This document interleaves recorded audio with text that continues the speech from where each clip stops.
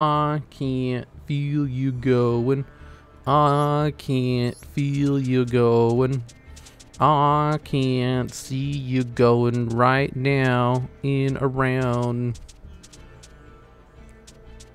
Doo doo doo doo. Going fast makes me feel alive. My heart goes in hyperdrive. Oh, is it back? Hello there, welcome. This is my third stream of the day. Yeah, I think the first time thing resets. Mr. Logs, did you ever do a Gravekeeper's deck? I have done a Gravekeeper's deck already. It was amazing. Don't panic, everybody. I have to do the thing. I have to do the video. I'm gonna record a video on this stream. You guys are gonna help me record it because I need you guys to ask me questions about YouTube. You see, the reason I need chat for this is because I have lots of knowledge about YouTube, but I don't know what to talk about. What is YouTube? Yeah, it's gonna be a YouTube video. However, I don't really know which questions to answer. It's kind of like, you know, what if you're an expert on Game of Thrones? And someone asks you, hey, can you tell me about Game of Thrones? I'd be like, sure. Where should I start?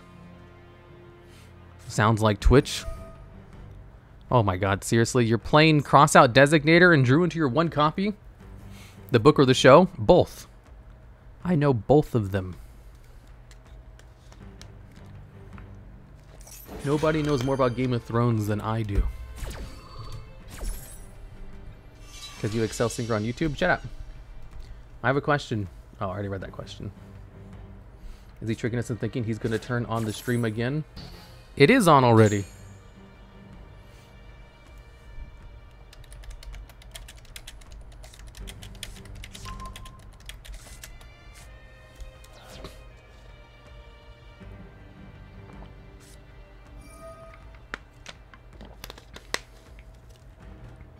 You lost half your viewers? Super sad? Eh, whatever. They'll be back. Going fast makes me feel alive. My heart beats in hyperdrive. Question, are you a VTuber YouTuber? No. Mr. Logs, can you advance knowledge of Game of Thrones lore help me being a better YouTuber? Yes. Mr. Logs, can your uncle give me gems? No. He already gets enough trouble just giving me gems. Politeness of kings and the duty of gentle people everywhere. What deck are you playing? I'm playing a Toon spellbook deck. Will you be a ghost for the full month? Hell yeah. Oh, it's time to go back to spider mode. The ghost mode was redeemed from the last stream. We're on a new stream already. Remember Red of the House Logs, Lord Jupiter? I can't believe he hit my card. Going fast makes me feel alive. My heart beats in hyperdrive. Another Twitch ad? Heck yeah. We love Twitch ads. Let's see, if we add Spellbook of Judgment and then activate Spellbook of Judgment, then we can Spellbook of Judgment. DuelLogs, why is the Summoner of the Empowered Warriors a bad archetype? Because it's not really an archetype.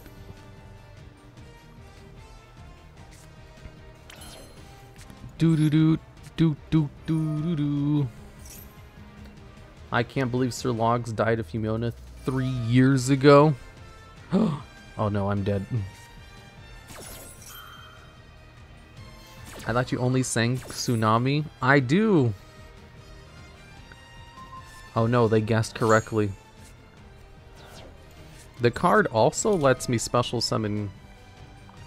Special summon, send one card to the graveyard. Oh, right. I'm dumb. Select a card to add from your deck to your hand. Hey, I get one of them at least. Summon a monster to the field. Ooh, a Magician Souls. Wow, that's not half bad.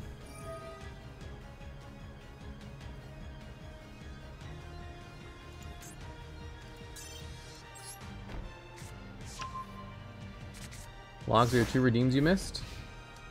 Oh, ghost mode again? And become a VIP? Oh, Terabyte got VIP? Okay, give me a second. / VIP.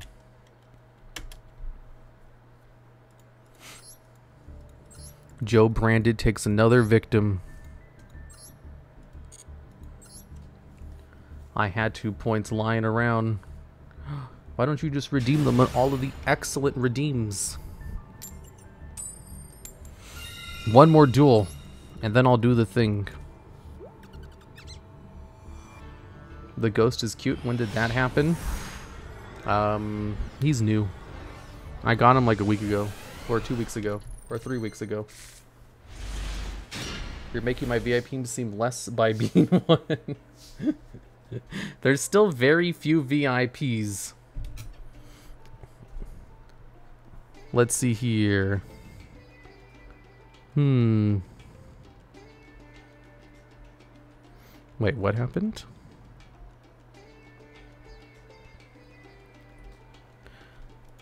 I'm trying to think. Should I go into my Toon stuff or just summon Jiaojin and pass? I think I should go into the Toon stuff. We search out Toon bookmark. The TheDuelLogs is getting his ghost tokens. What are you on about? What ghost tokens? Bypassing chat restrictions. Okay, banish 3, then normal summon Toon Gemini Elf and pass. There's nothing special about being a VIP. Yes, there is. VIPs get to ignore slow chat mode.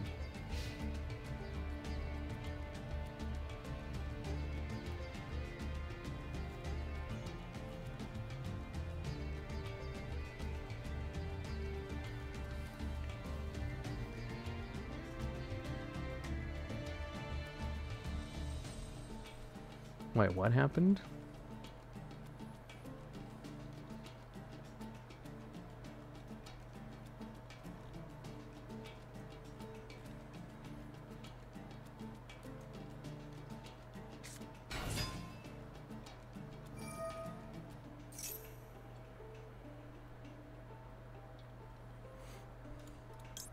Maxi, sorry, I'm just reading chat real quick. Do you feel like a lack of a face negatively impacts your YouTube channel? No.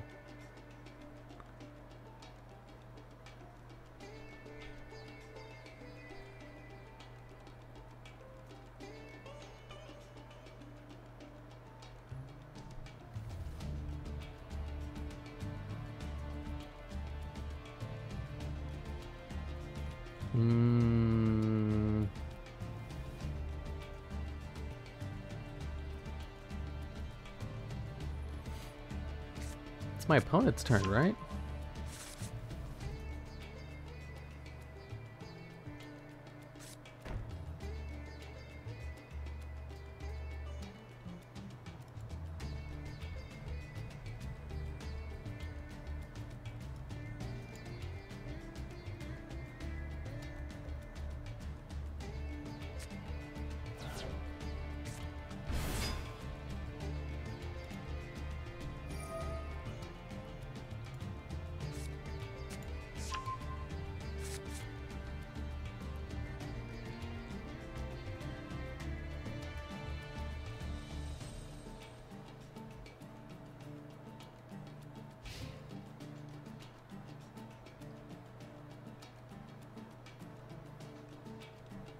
Use the effective Toon Kingdom, yes.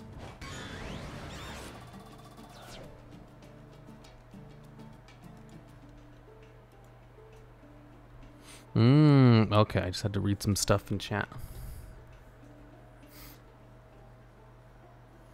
Ghost kids are cute.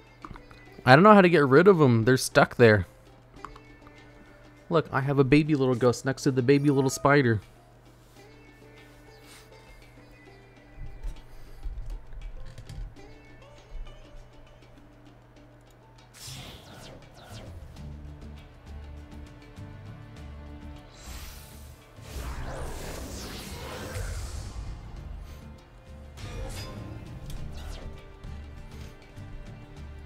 Fusion summoning during the damage phase? Do they not have any pops for Toon World?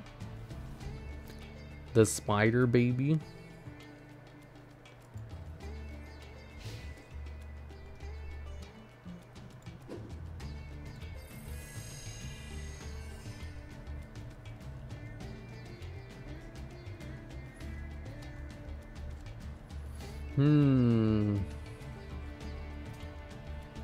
Knife.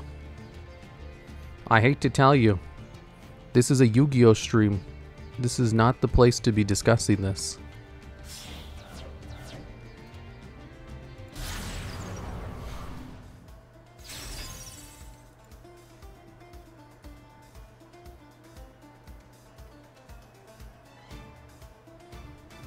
I understand that.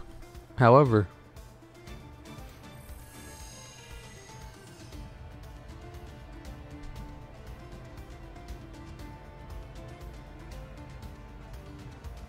Jiaojin pass. I wish I could summon Jiaojin. I didn't draw any of my spellbook cards.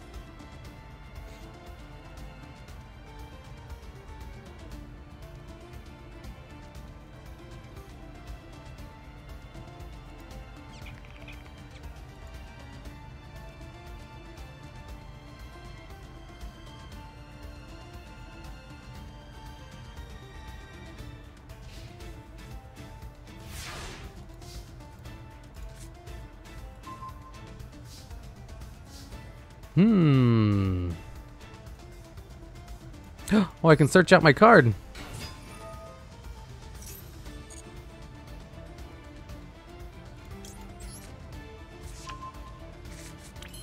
When we get the spider redeem? What are you talking about? Oh wait, it's only a special summons from the deck and I have Jiaojin in my hand. And I can't exactly return it. There's a secret stream? Yes. The World of Warcraft channel has a secret stream.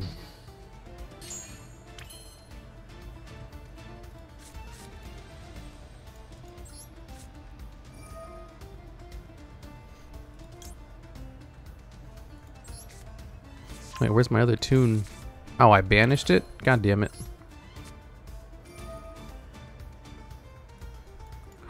Toon Comic Can. All the other VTubers have a Pat the Tuber redeem. When's Pat the Spider? I'm not a VTuber though, so I don't have to do it. I can do whatever I want.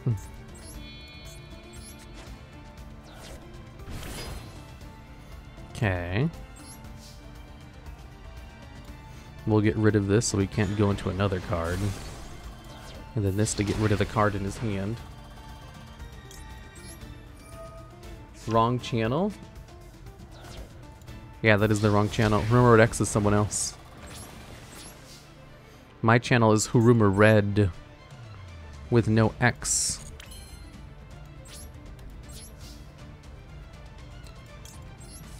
Oh crap. I made a mistake. I thought it was gonna make me select each one of them. It's a good thing we're just doing a test. I prefer not to touch spooters, y'all crazy.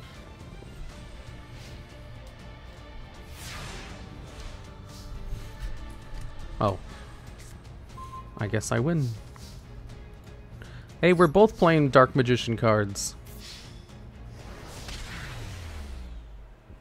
When's our monthly tier list stream? I also would... Did you host custom card stream this Wednesday? Thank you. Monthly tier list stream. The tier lists kind of became a pain in the ass.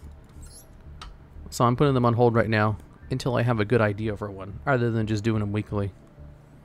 And custom card? No, I'm not doing one this week.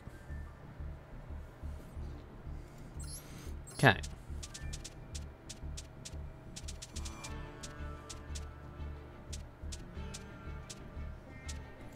I want to try out this deck.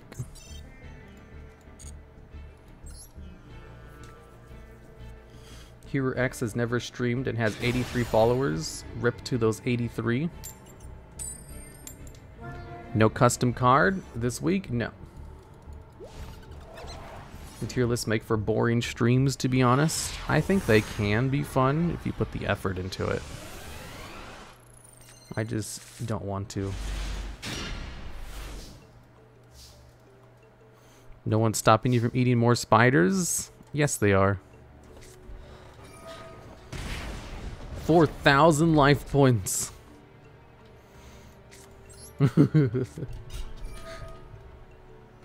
Let me thin my deck a little bit. I love this VTuber channel. What are you talking about? Call me worthless? Tina Chino. You're worthless. You piece of garbage. I can't believe you don't stream on Mondays. It's probably because you're too busy laying in bed thinking about all the wrong things you've done in your life.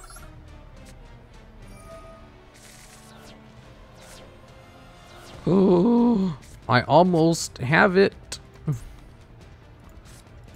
Activate Popper Upper. Send this card to the grave and this one. And then I lose. Heck yeah. True.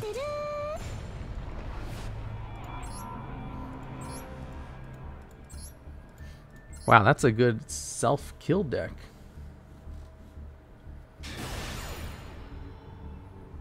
Mr. Logs is the best VTuber. He has 8 of them. I'll see you in this secret stream when I get home, I guess.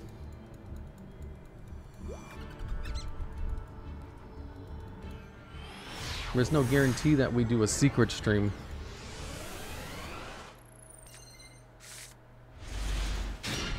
Why do you tag competitive player and just for fun? Aren't they mutually exclusive? Yes, that's why I do it, because I think it's funny.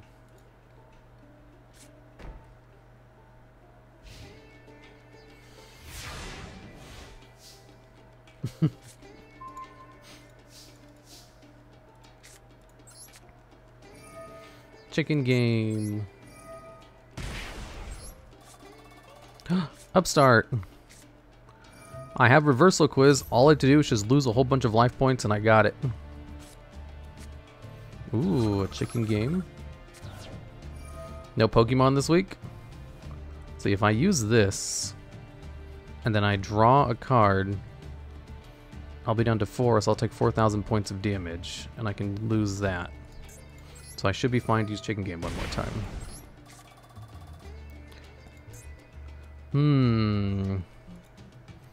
Going fast makes me feel alive. My heart beats in hyperdrive. I think we'll do 2 of them.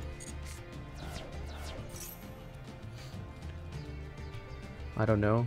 Make me play Mystic Mine or something. No Pokemon this week? No, there will be Pokemon this week. Well, there should be. I don't know. Pokemon's not until, whatchamacallit? Friday. Saturday. Sky Striker Mecha Modules. Draw a card. Toon Table of Contents. Ooh, okay. This should mill my deck a little bit. Toon Table of Contents into Toon Table of Contents.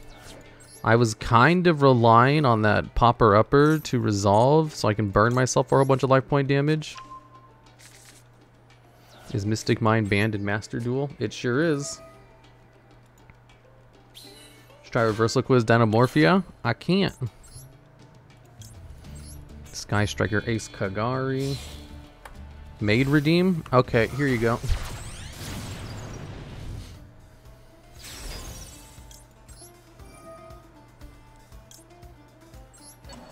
Do I have any more cards in my deck? I should have one more to search out. A Maid Ghost win? Did they seriously go first? God damn it.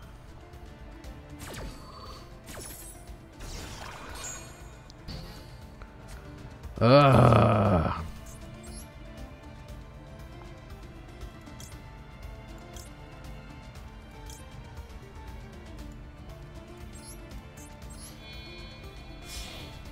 Orange head spider win? I don't know.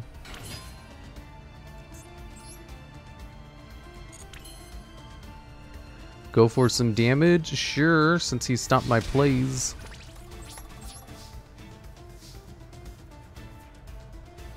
Activate Shizuku? No. No, wait. I have 2 copies of this card, right?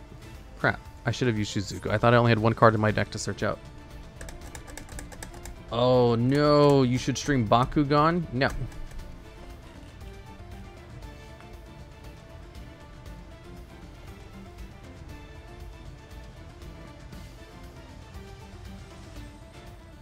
You can search engage. If you haven't engaged in the dig, you can't search engage. Chicken game is unbanned in Master Duel? Yes. Is there a competitive Bakugan game? Probably not. You should stream the Minecraft Pokemon mod. I hate Minecraft though. Is this a reversal quiz deck? Yes. Where's the feat redeem? There's no feat redeem.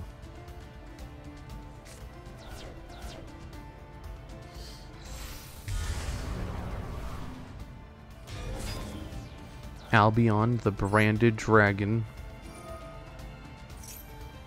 I can't believe I got stopped by 2 hand traps. We need a very small spider remote. That's a good idea. I don't have any more remote slots though.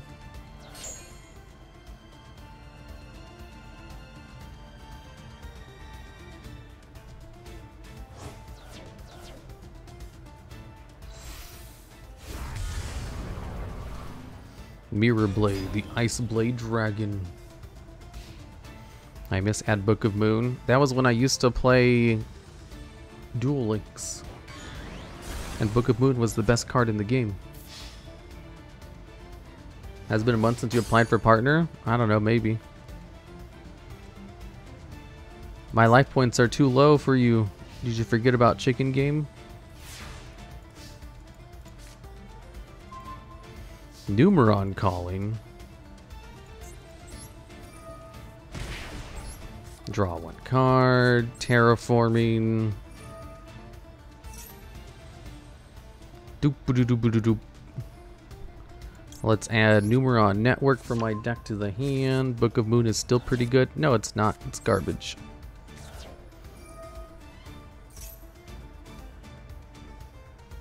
You got this, Mr. Logs. Why, thank you.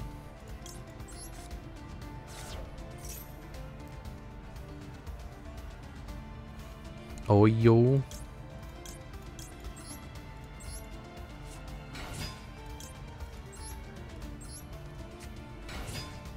Rip points.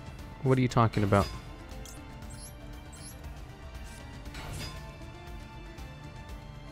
Mr. Logs, you better bet on this. I'm putting my earnings into this. I can go into something amazing. Numeron, more like Numergon. Oh no, they're gonna get rid of one of my Numerons. Don't worry, I have more.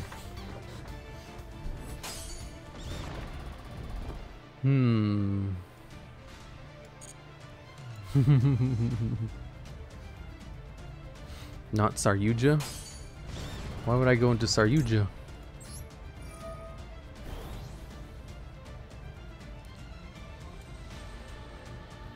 Oh, I thought I was going to take a little bit more life point damage than that.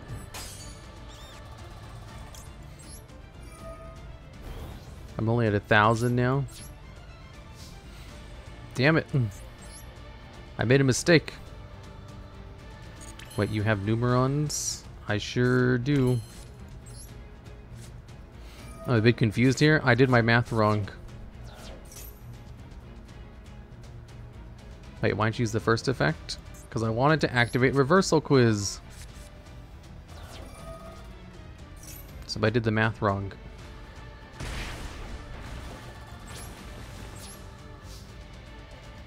I thought I would go down to 500 life points. Instead, I went down to 1,500 life points. Because I was like, I have 3,000 life points left, and if I attack with my monster, I'll take 2,500 points of damage because he has 2,500 attack. I was like, oh wait, my dude has 1,000 attack points. I need to attack with the last 2 of them for that to work. Because there's only 1,500 points of damage instead of 2,500 points of damage. Couldn't you have hit Mirror Jade again? That's what I'm saying. I did the math wrong. I could have won that turn. I just, I was off by 1,000. You should have hit Mirror Jade on the second attack. Yeah, for an additional 2,000. You know, the thing is, actually, I don't think I could have done it. Because I had 3,000 life points left. And I had 3 monsters with 1,000 attack who can't be destroyed. My moon coins. Shut up. I could have also just did the Numeron stuff like normal to get rid of all their cards. Do I not play Mega Clops in this deck?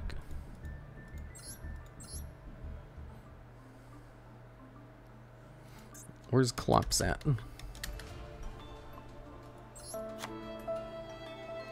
There we go.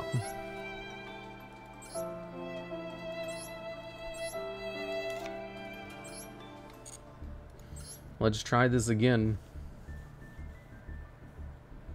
Need a can't math emote? Shut up.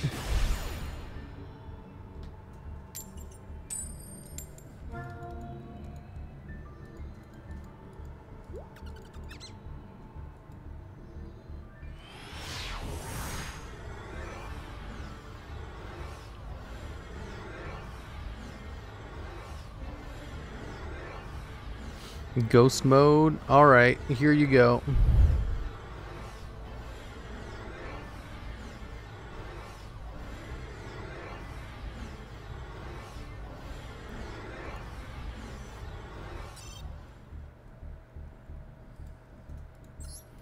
No response from the game server. Let's try it again.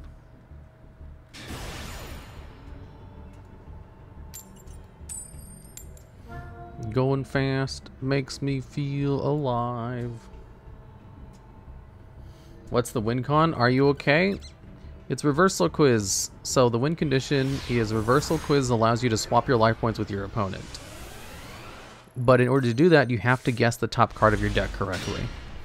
So if you only play spell cards, you can always guess the top card of your deck correctly. That's all it is. And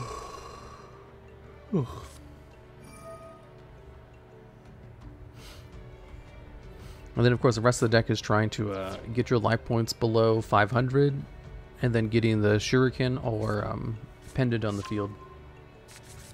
The yawning logs, except I fold to hand traps pretty easily. And also this goddamn deck has a negate. So, hopefully they'll negate Numeron Network and get scared so I can pop off with my other shit. How do you come up with these gimmicks? This is an old deck. Everybody's known about this deck for 1,000,000 years.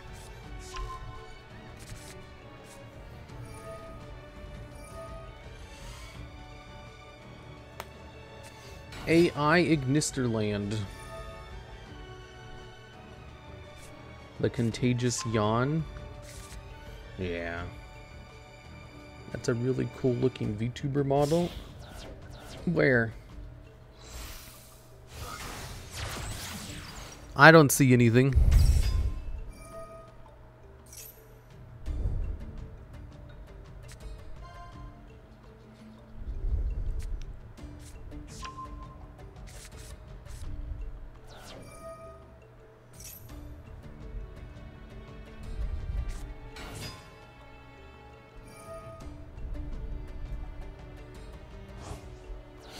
Oh man, my nose is itchy. Let's wait for 10 minutes for this combo to end. Yeah. They do like to combo for a long time.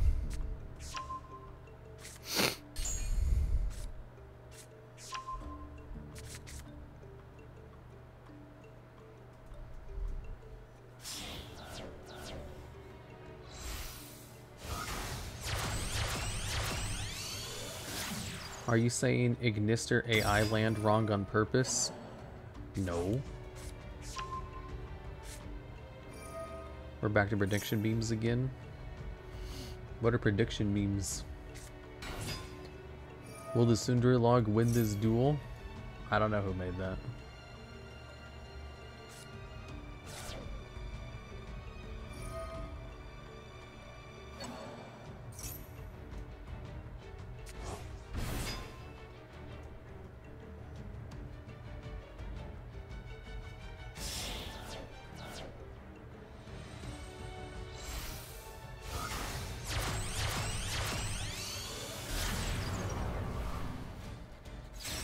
Dark Templar at Ignister. Who's going to be the next Millennium Heir? Dzif. We have it planned for Thursday. We don't have a time planned though. Logs, have you watched Spy X Family 2? Do you think the first episode is kind of lackluster? No. I mean, I have watched it, but no, the first episode is great.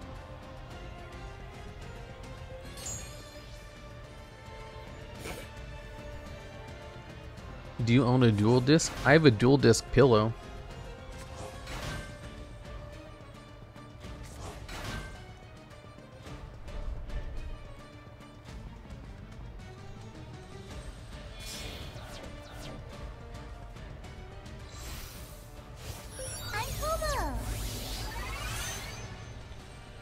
Do you have a Blue Eyes White Dragon card pillow? Nope. They got a dual disc pillow? They do. It's really expensive though. I didn't see the announcement about it. What announcement?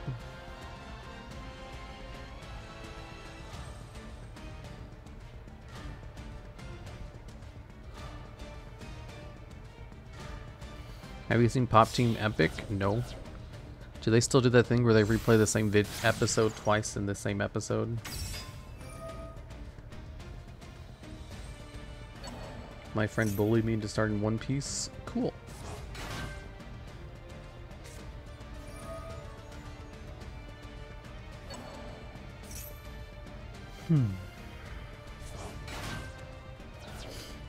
Oh, while they combo for how was your week, Logs? It's the start of the week. It's Monday. What are you talking about? You silly fool. Guy's going so much into the 6K towers like it even matters. It does, because he also has a negate in his graveyard. And hand traps and stuff. Ooh. Going fast makes me feel alive. Jesus, about time you get to play. I know, right? Oh, fuck. Numeron Network. Arrival pass. Whoa. If I can activate this, I can use Memories of Hopes and then draw 4 cards. Negate its effects until the end of the turn. You fool. You absolute moron.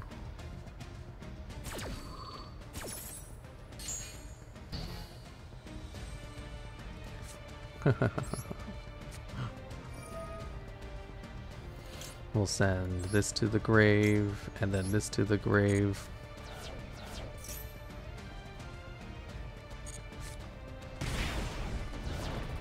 Magical Mallet. That's only a worst case scenario type thing.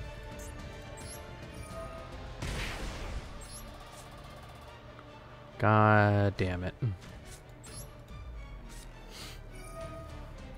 This is worst case scenario. Let's send everything back to the deck.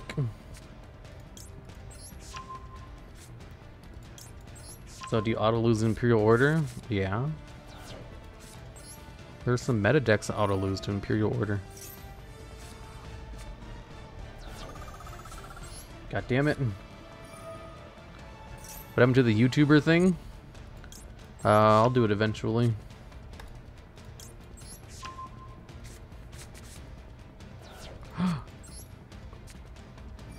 Skystalker, mobilize, engage. Yes, and then draw a card. Numeron calling. Sky Striker Mecha Modules, but I don't have anything else in my deck to search out.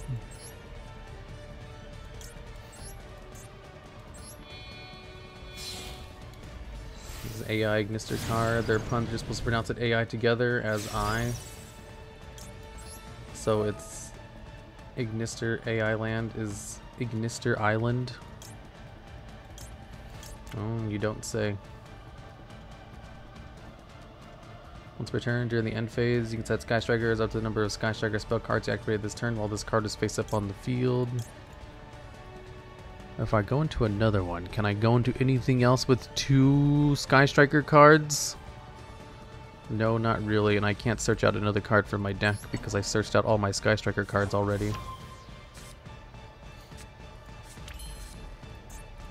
Special...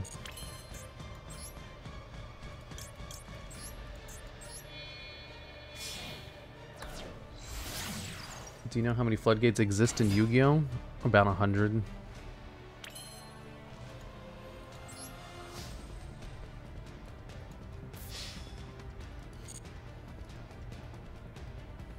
Why is Mr. Logs killing himself? That's part of what my deck needs to do to win.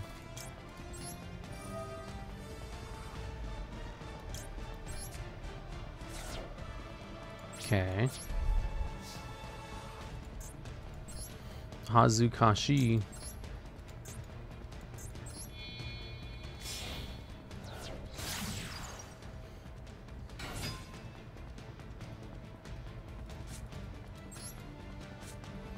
Reversal quiz life point swap. Yep.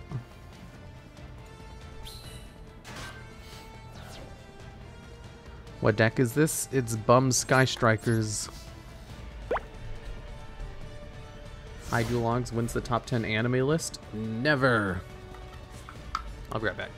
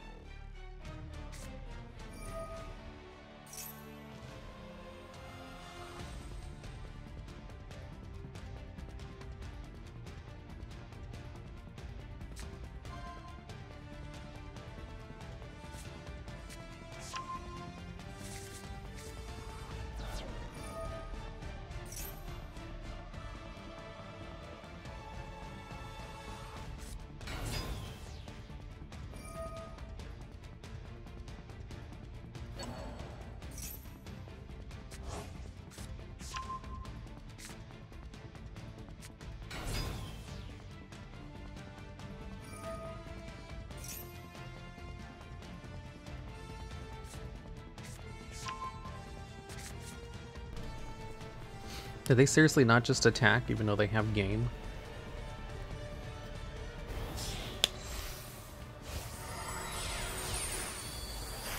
I thought I'd come back and I'd be dead.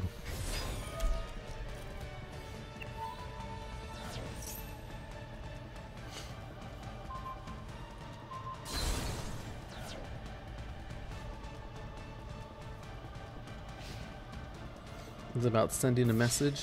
Attacking is cringe, apparently.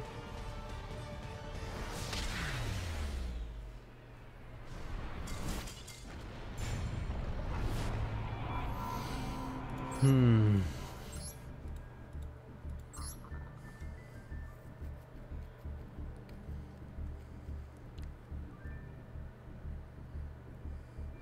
mentioned not liking Critical Role because they do suffix one time and now I can't not notice it.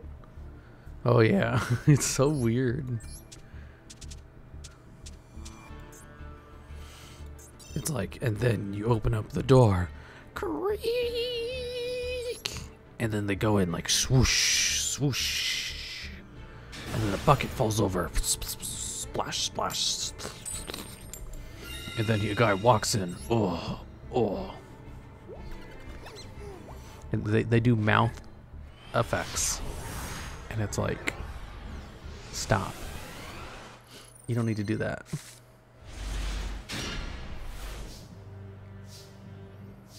Obviously, enough people don't care because Critical Role is very popular. And it's not really a big deal. I'm sure you can just get used to it. Oh man, my nose is itchy. What kind of mouth effects? Like...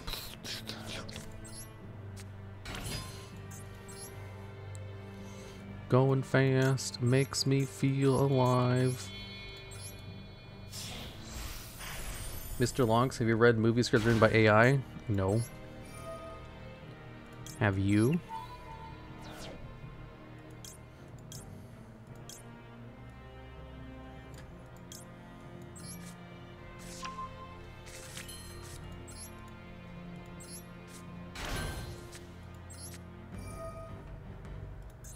Thanks, I hate it. Hate what? Crazy Box Turbo? Don't worry, this deck is amazing. You guys will love it. You'll be like, oh my god, this Crazy Box Turbo is so crazy. Matsu hate Critical Role because of what they did to D&D. What did they do to D&D?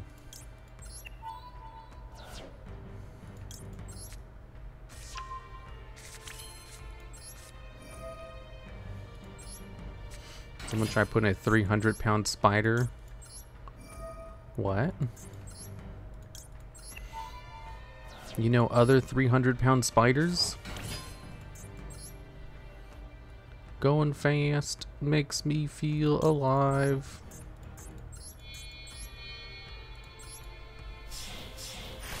Ultimate Falcon deck? No.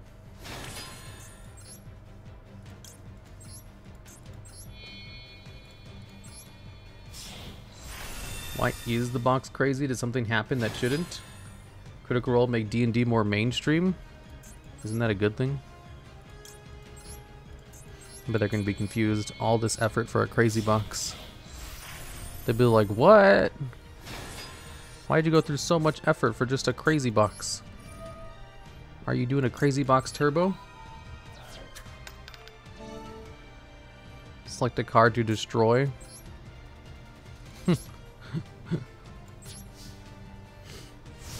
How long is the question redeem cooldown? I don't know, does it have a cooldown? Wasn't it because of the Matt Mercer effect thing? I don't know, maybe. Utopic Future? Wait, how come that didn't work? Oh, it negated his effect but didn't steal it because he doesn't have enough cards in the graveyard to steal yet. The problem is that casuals expect DMs to be exactly like Critical Role. You make mouth effects. And then they went on the boat, and the boat made these noises.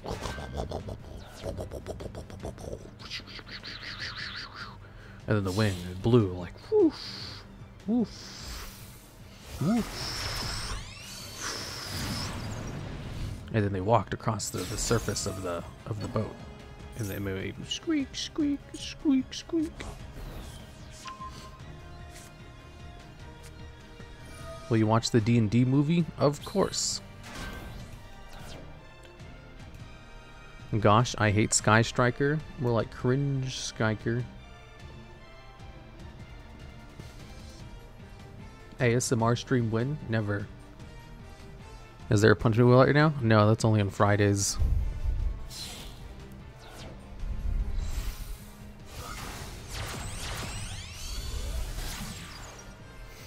Charmer de Hark.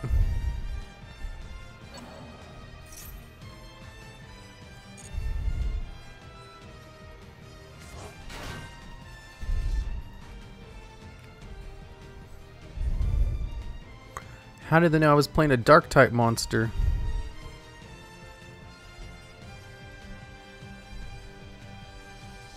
Casuals and newbies always have weird expectations of things they just entered, nothing special.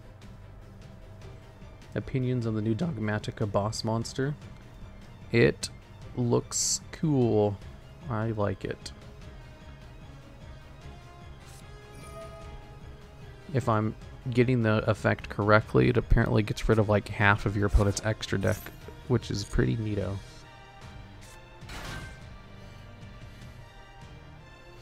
I'm finally a little over halfway to VIP. This has been a mission. You're almost there. Get it before I increase it again. Wait. Spiral Resort? Are they playing Spirals? You've got to be kidding me.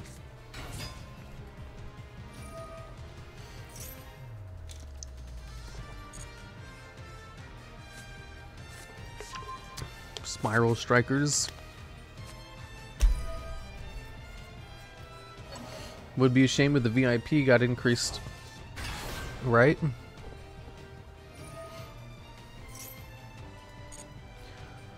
New Tri-Brigade support win? Is there new Tri-Brigade support?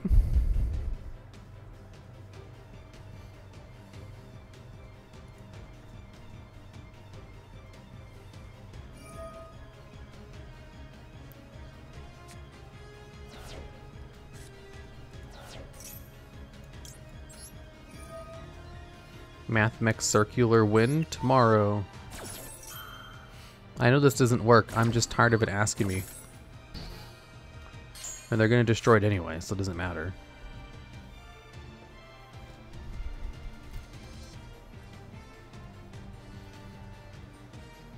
I enjoy my DM's D&D games. He's very patient and enjoys picking and making fun of players to keep the fun going. He makes fun of players? What? Tri-Brigade Mercurier? Mercurier's already in the game, though.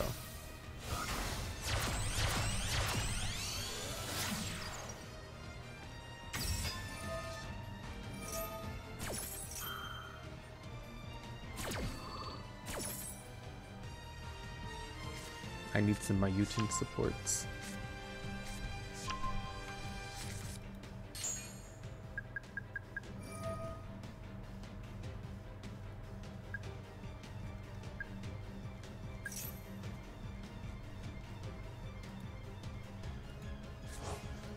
Reset this page.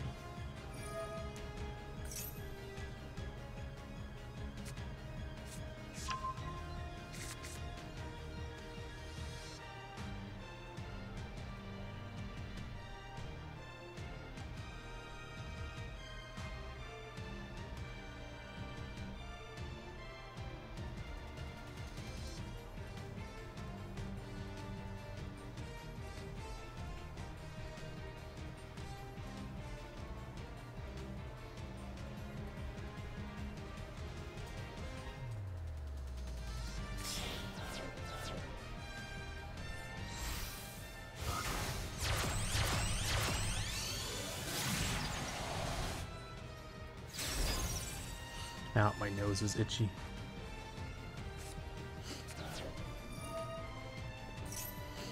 Freaking Sky Striker.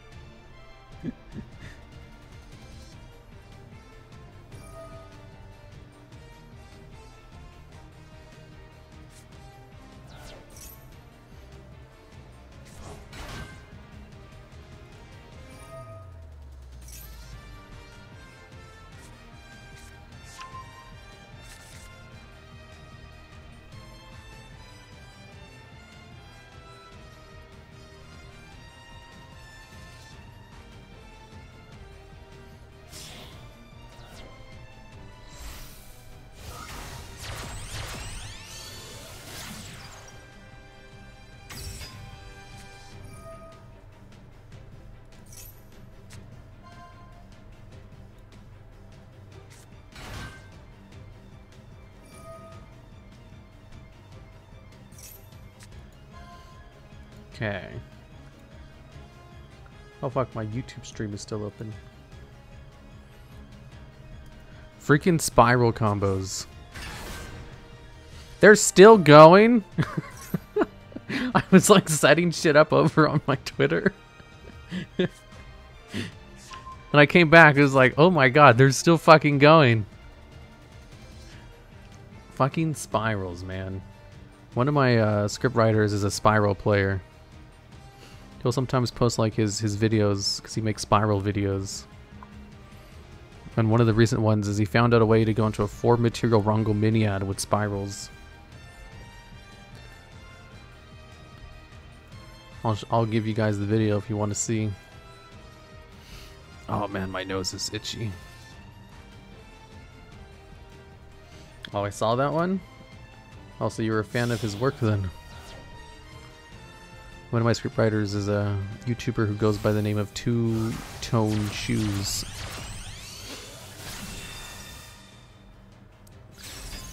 And he used spirals to get into a 4-material Rongo Miniad plus a 4 Appaloosa and of course Sleeper Agent. What are they doing now? What did they set? I wasn't paying attention. They use that to set Spiral Mission Assault? No, they set Big Red, right? Yeah, they set Big Red. That makes more sense. And a 4 Apo? Yep. Whoa, Griffin. Oh yeah, I guess he's a Floodgate, huh? I didn't know Two Toes was one of your scriptwriters. Yeah. Funny thing is, he's on to scriptwrite for the D&D channel, actually. But he sometimes writes Yu-Gi-Oh scripts. Because I have a work Discord for all my editors and scriptwriters. They'll sometimes post his videos there. The Yu-Gi-Oh channel. What turn timer? Oh yeah, Trigate Wizard. I forgot that card exists. Surely the timer's at less than 100 by now. All he has is one Omni Negate and a Monster Negate times 2 and a Floodgate.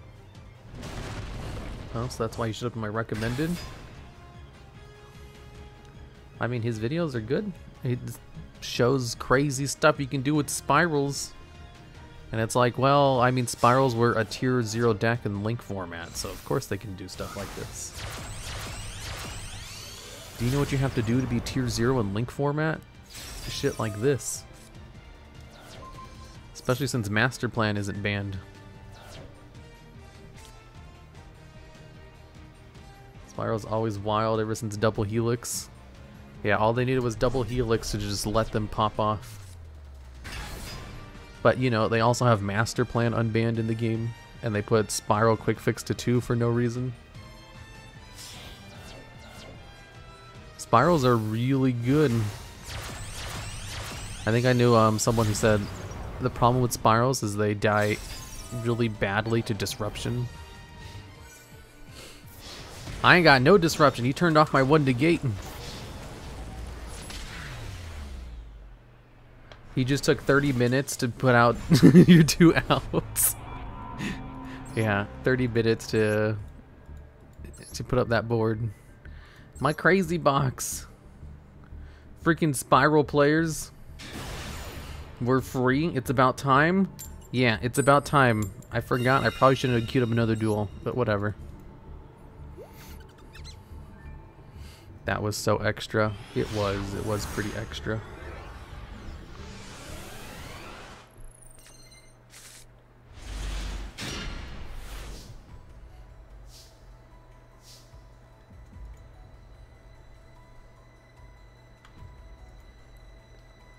Oh, I'm first?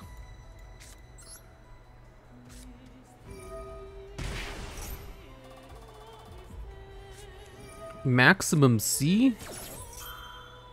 Oh, I drew into called by? Cool.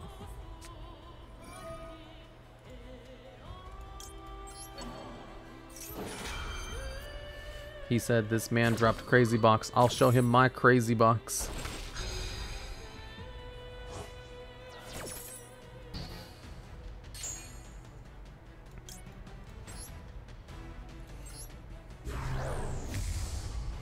Did I go first? Yeah, I'm going first. So we'll put Fairy Tale Snow in the graveyard. I have literally no extenders.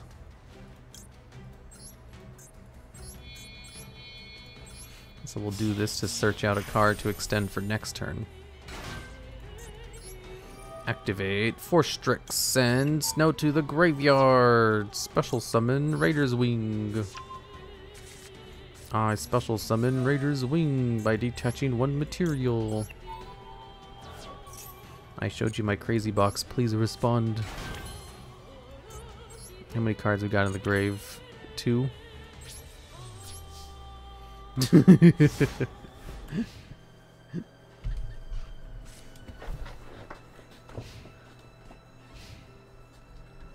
All of my cards.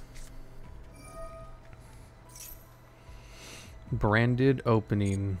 Oh no, it's gonna ask me if I want to use Snow non-stop, isn't it? Oh joy.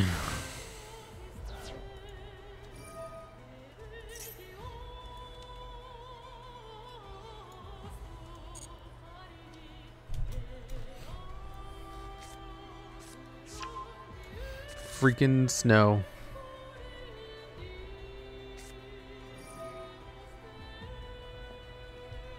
Super Poly.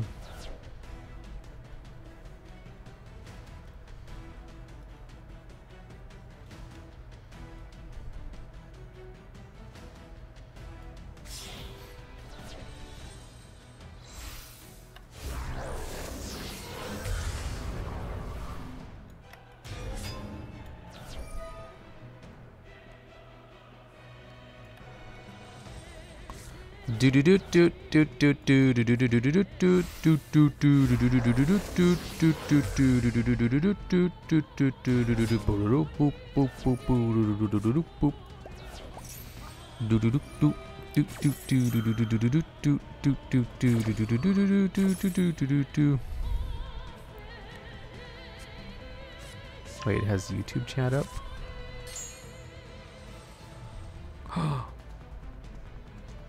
Oh, it's the one from the other screen. Gotcha, gotcha.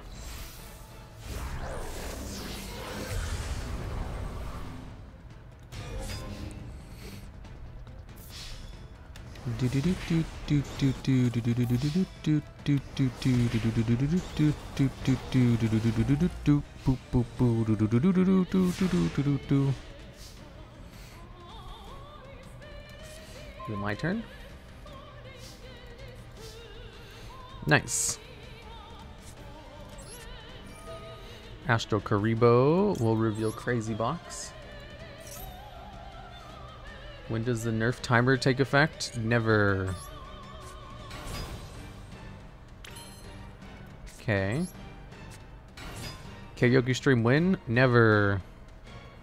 There's no such thing as a karaoke stream.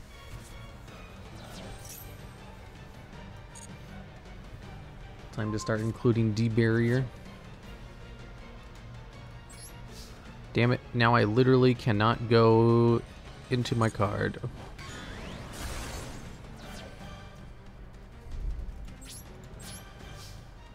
What about the tsunami stream? There is no tsunami stream.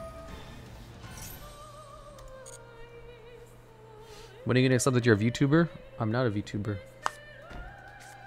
Time to start auto-including Dimensional Barrier, I guess. Is Dimensional Barrier even in the game? I've literally never seen anyone use it. Start include has been great. Always treat to pick Xyz versus Numerons. It's in the game. Yes, it is. Are you sure about that?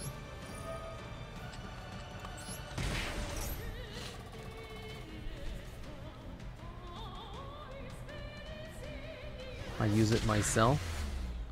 Yes, it's been used against me. Will you craft Forbidden card for the lulz? Never. Is that a monster? World domination by the monster? Whoa. I didn't know monster was so ambitious. Hello there, monster. What about the karaoke stream? There is no karaoke stream. Shut up. I forgot about Numerons. World domination by bottom nation? What?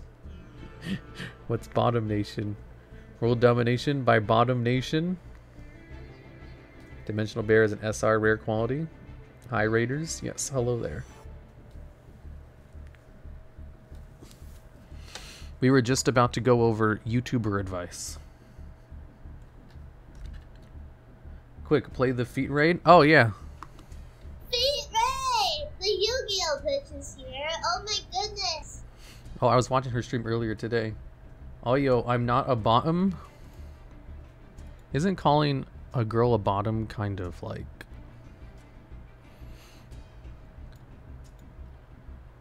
dumb? Isn't that more of a term for literally just got my points back?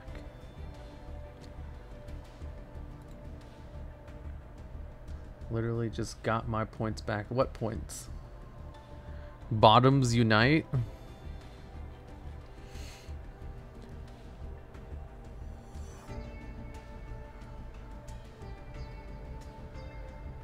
My comment is spreading false rumors. My community? But how's stream going? It's going great. If it wasn't going great, I probably wouldn't say it anyway. Oh, I just realized I had my I had the thing track over my thing that lets the model move. Let's go back to spider mode. We can have the ghost out. My ghost son. We're not framing her or anything. She's not actually a bottom. Well, I mean, that's, I don't know. It's always been weird because it's like, whatever. Whatever. You guys are having fun. There was something. Oh yeah, I was gonna look up something on my clips. My clips. There's a new clip. I'll play the clip for you. You guys want to hear this new clip? It's in the new clip channel. Clip suggestions. Clip submissions. I'm streaming in the middle of the day, Mr. Yugioh, bitch. Good to see you. A new clip. Did you guys hear it? He said clip a lot. Here, I'll play it again in case you missed it. I'm streaming in the middle of the day, Mr. Yugioh, bitch. Good to see you. Mr. Yugioh, bitch. There's so much enunciation on it. I love it. Yeah, it was Mari _ Ian. Yeah, don't talk to me or my son ever again.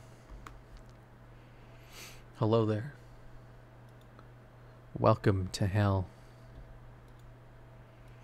Okay, so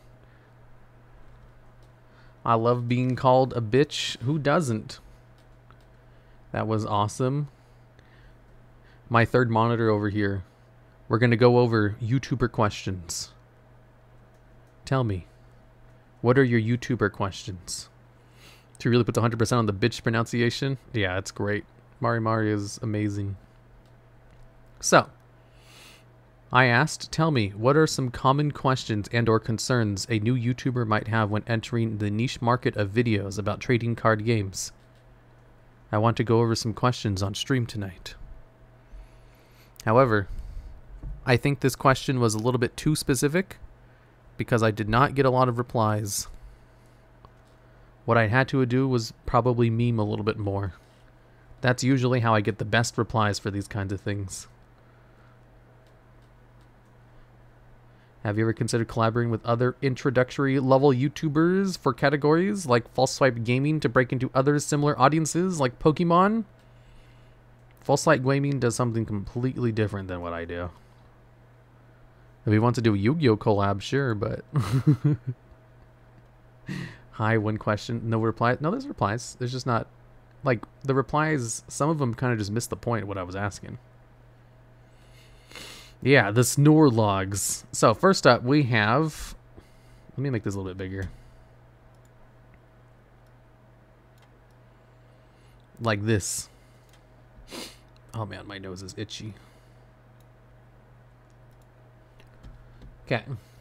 Wait 1 second. Okay. So, Yu-Gi-Oh collabs, cringe. Wait, who's Mari Mari? Mari Mari underscore EN? She's a VTuber. I just think it's similar since both of you focus on new people or people who have not played their games for decades. No, False Light Gaming goes over competitive Pokemon history. And he's not, his videos don't really explain what the Pokemon abilities do. They're not very new player friendly at all. I watched a whole bunch of his videos. He sometimes say things that I have no idea what the fuck he's talking about. I guess sometimes he goes over like meme Pokemon. Okay. So anyways. First one. Who's False Light Gaming? He's a Pokemon YouTuber. Finding subjects on card games that are interesting to make videos on, but aren't likely to have been done by many other content creators already. Maybe also how you would structure a video that would introduce viewers to any card game. So this one is finding subjects on the card games that are interesting to make videos on, but aren't like... This is giving advice and not asking a question. So if we were to formulate this, or to look at the advice. So finding subjects on card games that are interesting to make videos on. What makes an interesting subject for a video, though?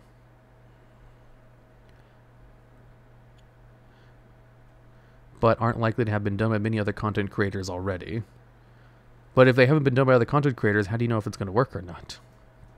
Maybe also how you structure a video that would introduce viewers to any card game. I don't know how to do that. I don't know how to teach someone Yu-Gi-Oh! It's too complicated. I do have a thing over here.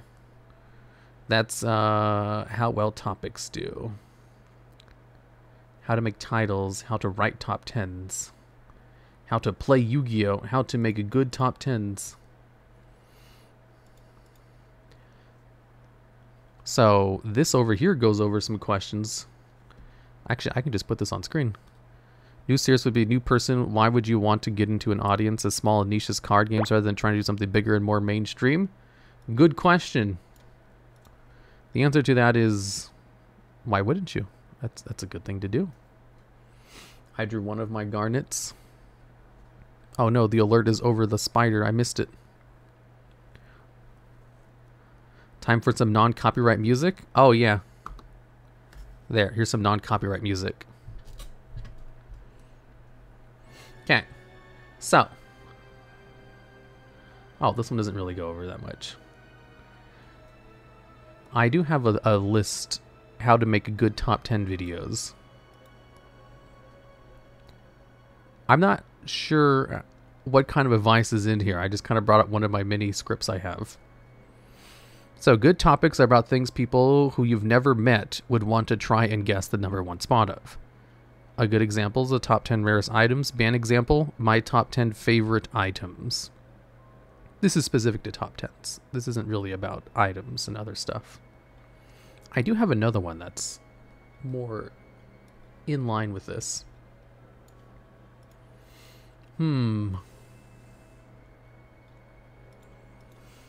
How to play Yu-Gi-Oh! For new players?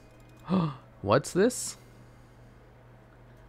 How to play Yu-Gi-Oh! In 10 easy steps? Oh, I never made this into a video because it's too complicated and incredibly long. Holy shit.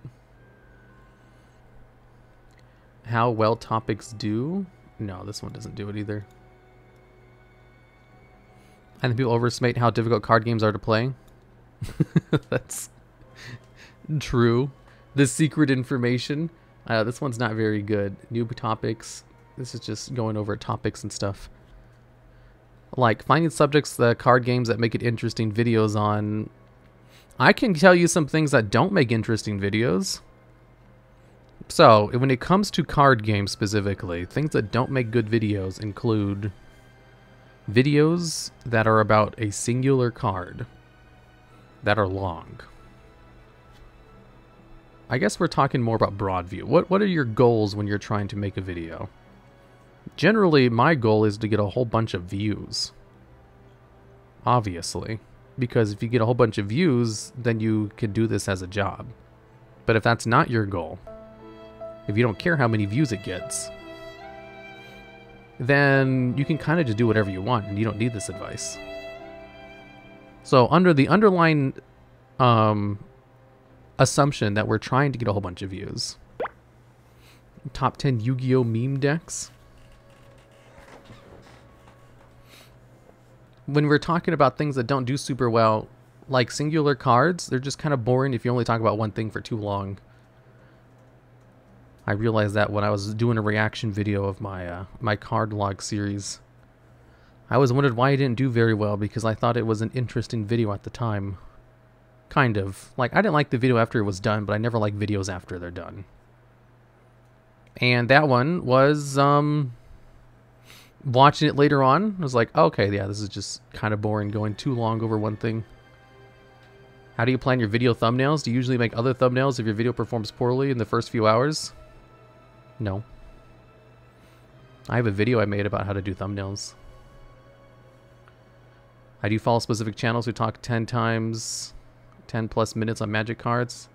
Fairly often it's one card per video, but they do talk about surrounding cards for either lore or play.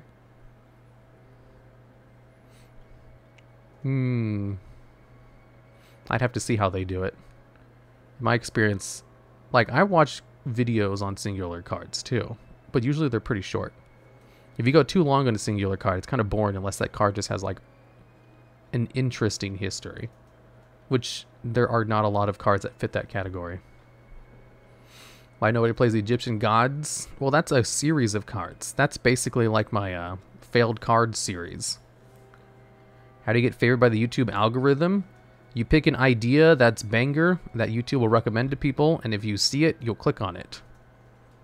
If you make a super good video that's super in detail, like let's pick a bad example. A bad video idea. Let's say in this bad example, you pick a video that's like, my favorite card, the Cataclysms cards. The Cataclysms are like a series of cards that are like support for attributes that special summon themselves from the hand when an attribute of their card is destroyed on the field. And in your video title is like, why these cards are my favorite.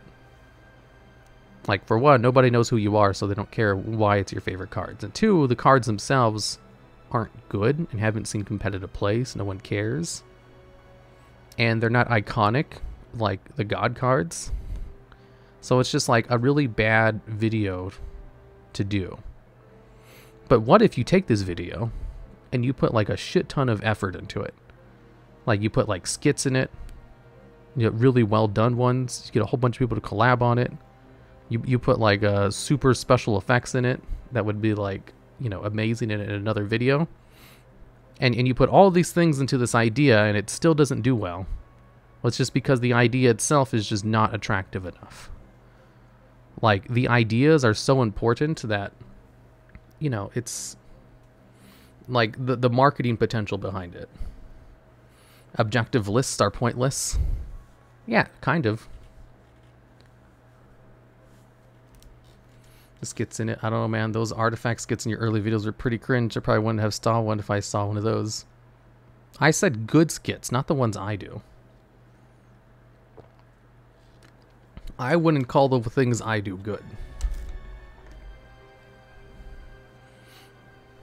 Anyways, let's go into the next one. How do I play said card games is one that I might see fairly frequently.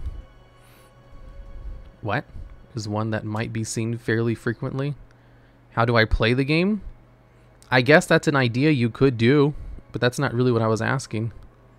Do I need to be good at the game or know a lot about weird rulings? Seems like a fairly common concern. If you're making a channel about card games, do you need to be good at the game? And know a lot about weird rulings. I never thought of that. I don't think so.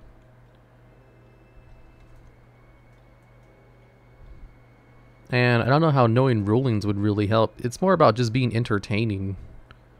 You can have like a very surface level knowledge of the game and still make entertaining videos. Like, a lot of Yu-Gi-Oh YouTubers don't even play competitively. Like, I don't, for example. Yeah, like Miwa. A lot of the VTubers who play it. But if you're going to make edited content, it definitely helps to know the subject very well. Like, I can't write scripts for my Magic channel, for example, because I don't know Magic well enough. A lot of YouTubers who focus on topics aren't actually good at the game, though. I thought you were a pro player. Shut up. But your Rescue Rabbits kit got us all wanting the next part. Yeah. Let's see. I was thinking of making some videos, but not just one game. Mostly the big 3 online platforms. Reviews and showcases. Mostly for my own fun. But I still feel a bit daunted at the quality anyone would demand. Advice? I'm sure covering different games will reduce an audience. So you want to make a general gaming channel that's about reviews and showcasing them on the 3 big online platforms. Do you have any advice for that? Well, if you want to make a general gaming channel, that, like, there are already a million general gaming channels. There are so many small general gaming channels who do exactly what you do. So Scott the Woz. Funny thing is, I actually saw Scott when he was like a small channel. And he was recommended to me by another small channel that just covered games. And they were both like, they both got around like 50K around the same time. 50K subs. And the other guy, what he did was he would make a couple of videos and then post them like weekly every couple of months. So like, for example, he made a couple of videos about Metroid. The Metroid games. And he spent like months working on the videos, and then he would post them in batches once a week. And then he wouldn't post anything for a couple months again. Whereas Scott the Woz would just upload a new video every week.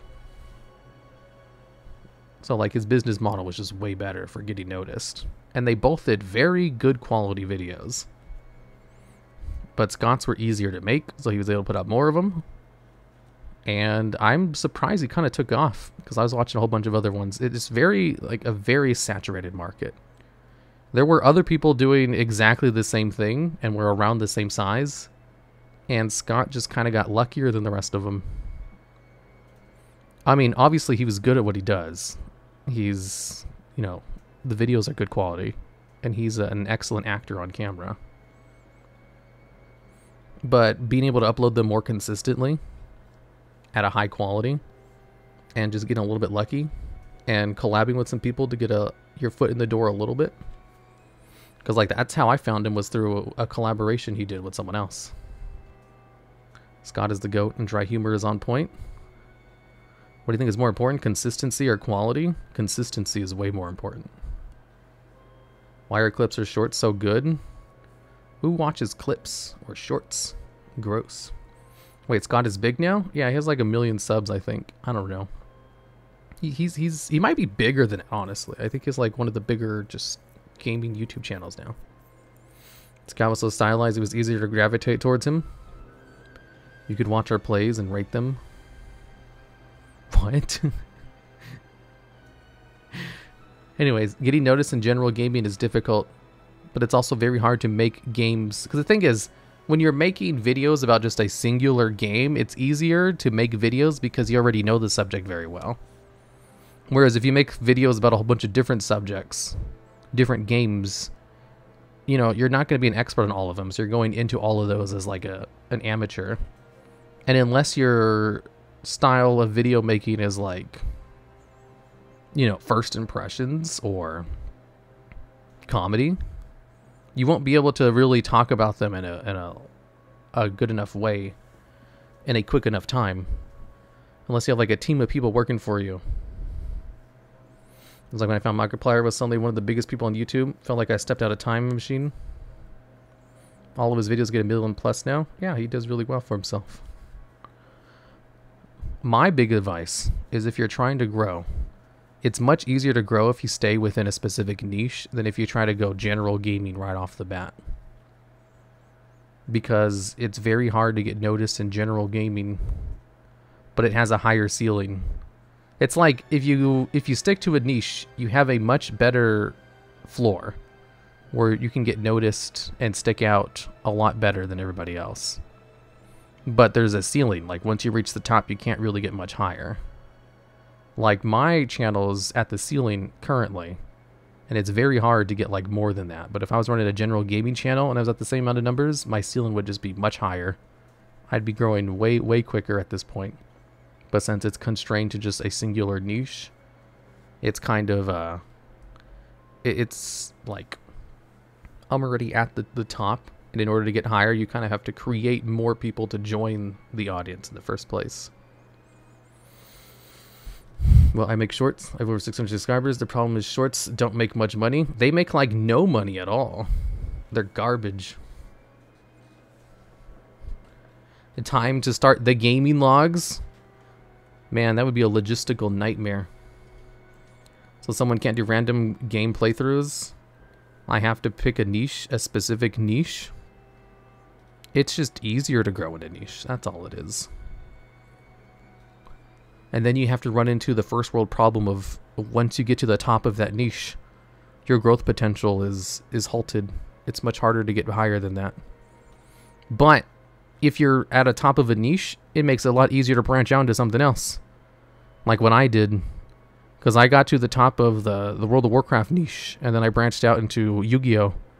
And now the Yu-Gi-Oh channel's at the top of the Yu-Gi-Oh niche, and now I'm branching out into other things. But I just keep branching out into more niches instead of general stuff. If you go variety from the start, it's hard mode. Yeah, going variety from the start is hard mode. Also, if you try to go variety on your channel that was started in a niche, there's a good chance you'll kill the momentum of your channel. YouTube will see that your channel was growing, getting a whole bunch of views on all your new videos, and all of a sudden it stops, and they're going to be like, oh no, maybe we shouldn't be recommending their videos anymore.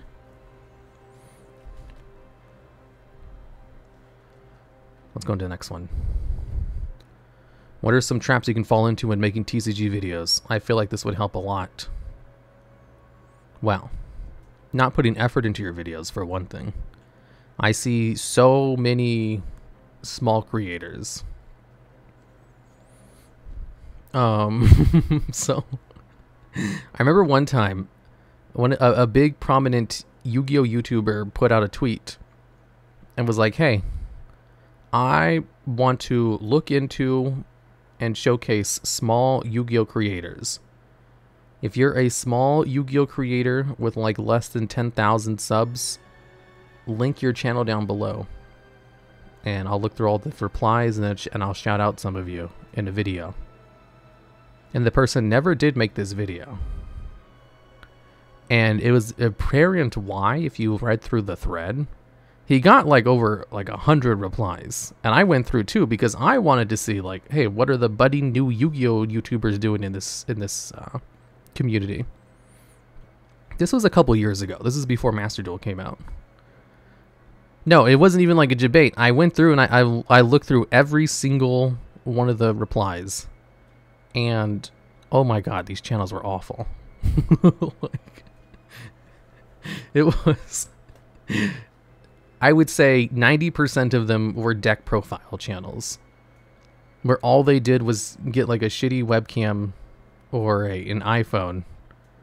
And then just like explain a deck that they made or was from one of their locals, or maybe even they went to an event, or maybe sometimes they would do a screen capture on Dueling Book.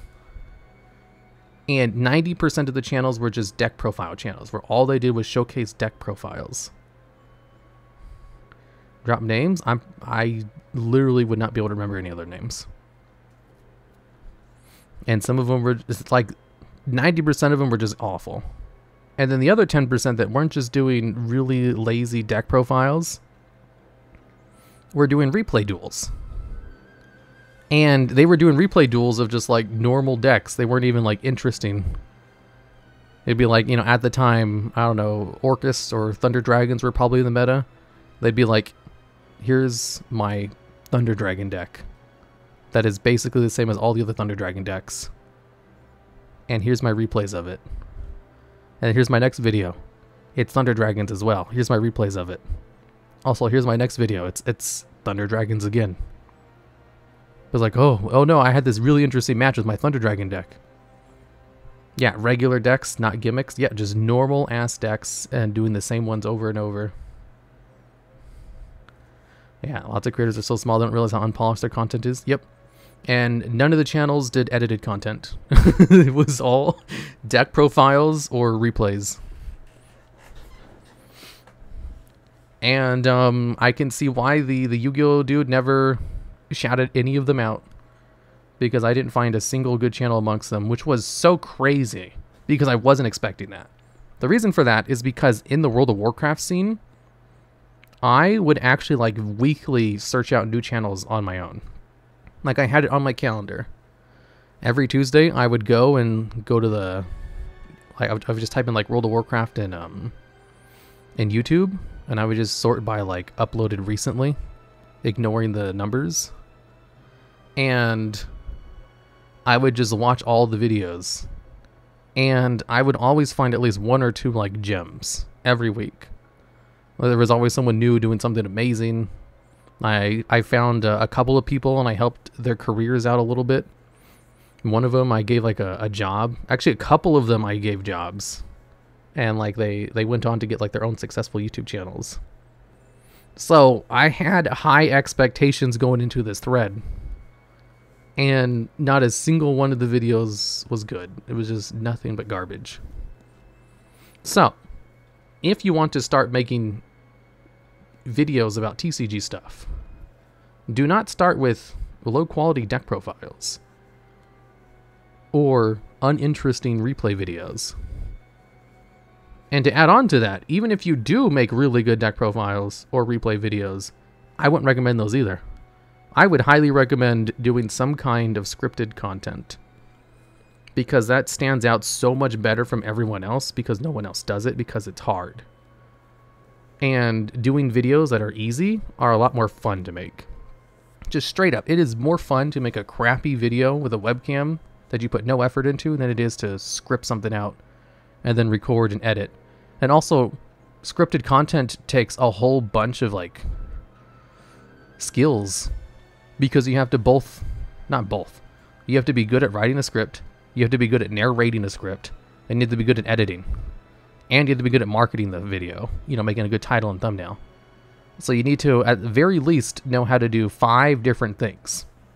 Scripting, narration, editing, titling, and thumbnails. Like those are, thumbnails themselves require photo editing skills. Yeah, clickbait. So you have to be good at 5 completely different... Like, titles are very important. Like, there's some people who ignore titles. You want to know some examples of terrible titles? Oh my god, I have literally a whole video I made that I hand out to some of my YouTuber friends about just how to make good titles. Sometimes Hardleg will send me videos. He's like, what's a good title for this? He's like, here's mine. I was like, oh my god, that title is awful. Let me give you a couple of good ones. And scripted content is just much harder, and you have to be good at 5 things just to get started, and chances are you're not going to be good at all 5 of those things. Like, most people are bad at writing scripts, so like they fail immediately. Like, if your script is bad, like, I have to train all my script writers, and it's rare that we find someone who's good right off the bat. Most of them have to go through a lot of revisions before they get like passable scripts. And the narration, oh my god, have you ever been in school and you've done the thing where you have to read aloud from the book, and then everybody goes around and it's just like awful because they all fucking suck at it? That's narrating scripts. It's literally just that. It's a skill that takes a lot of time to learn. Like, my early videos are garbage because my narration was just not good yet. Far for a Numeron video had a terrible title. Yeah, like even people who do it, one of the traps that YouTubers will fall into with titles is they'll look at like the biggest content creators out there and look at their titles and be like, oh, I can just do that. Like, for example, if you take a look at like Moist Critical, his titles and thumbnails are absolutely like terrible because he doesn't need them. Like, the content of it just carries it super hard, and so does his brand. So he can literally just type the dumbest thing in the title ever, and he literally doesn't make thumbnails, and he gets like millions of views. And other people will look at that and be like, oh, I can do that too. But the thing is, they don't have the clout that Moist Critical already has, so they literally can't copy that formula. They're putting themselves behind by trying to copy someone who does that. And like, it works for him for sure, but you can't copy that because you just don't have the same advantages he already has. Yeah, Moist doesn't need... Well, the thing is, he does clickbait too. Like, some of his titles are good. I'm not going to say they're all bad. But his thumbnails, he literally just doesn't make thumbnails. And the title... I mean, I watch all of his videos. Not all of them. I watch a lot of them, though. It's easier when it's not out of the blue and the whole class is staring at you. The algorithm loves Moist content. A lot of people think it's easier to stay YouTube star, sadly. Nope. And that's like... Let me open up my script. I have a script. How to make titles for clip videos specifically. So, first up, nobody knows who you are. You have to make a title where you think of the target audience, and usually it's always better to target new people than it is people who are already watching you. So, under that vein, just try to avoid jargon that is very ubiquitous with your field. Or to put another way, try to use language that's one step above caveman speak. Let's see, and then it just gives a whole bunch of examples. These are very specific. I'm not going to read this to you. Also, that wasn't a very good intro sentence. I watched most of his videos. Okay. So speak English in other words? Kind of. Can you give examples of that sort of language? I go on to give more examples in here. Honestly, one of the biggest advice I have for this is, like, for titles, treat it like you're writing, you know, like a light novel title. So, like, some examples are, the hero is overpowered but overly cautious, or even how the realist hero rebuilt the kingdom. It's better to explain what's actually going on in the video rather than being too vague about it. So, for example, say you're trying to think of a video title where you use... Destiny Hero Destroyer Phoenix Enforcer as a key combo piece in a lesser play deck like Fortune Ladies. You could describe the interaction in the title like DPE carries Fortune Ladies to the win, or I play DPE with Fortune Ladies and it's the only reason they won, or even DPE, the hidden Fortune Lady boss monster. All three of these titles in some way describe how Destiny Hero Destroyer Phoenix Enforcer is played with Fortune Ladies and is heavily contributing to their wins, which is the point of the video, and makes for a somewhat attractive title. Alternatively, you could just go a little bit more clickbait and not even mention the Fortune Ladies and just have a title like Why DPE is Fair and Balanced. Although for the most part, I don't like those titles. I like to explain what's actually going on. I was reborn as the TheDuelLogs. Now I must make YouTube videos. Simple and slightly clickbaity. Can DPE carry Fortune Ladies to victory? Another one is asking a question with the title. That's a good way to title something too. Again, this script right here is specifically for clip videos. It doesn't account for like everything.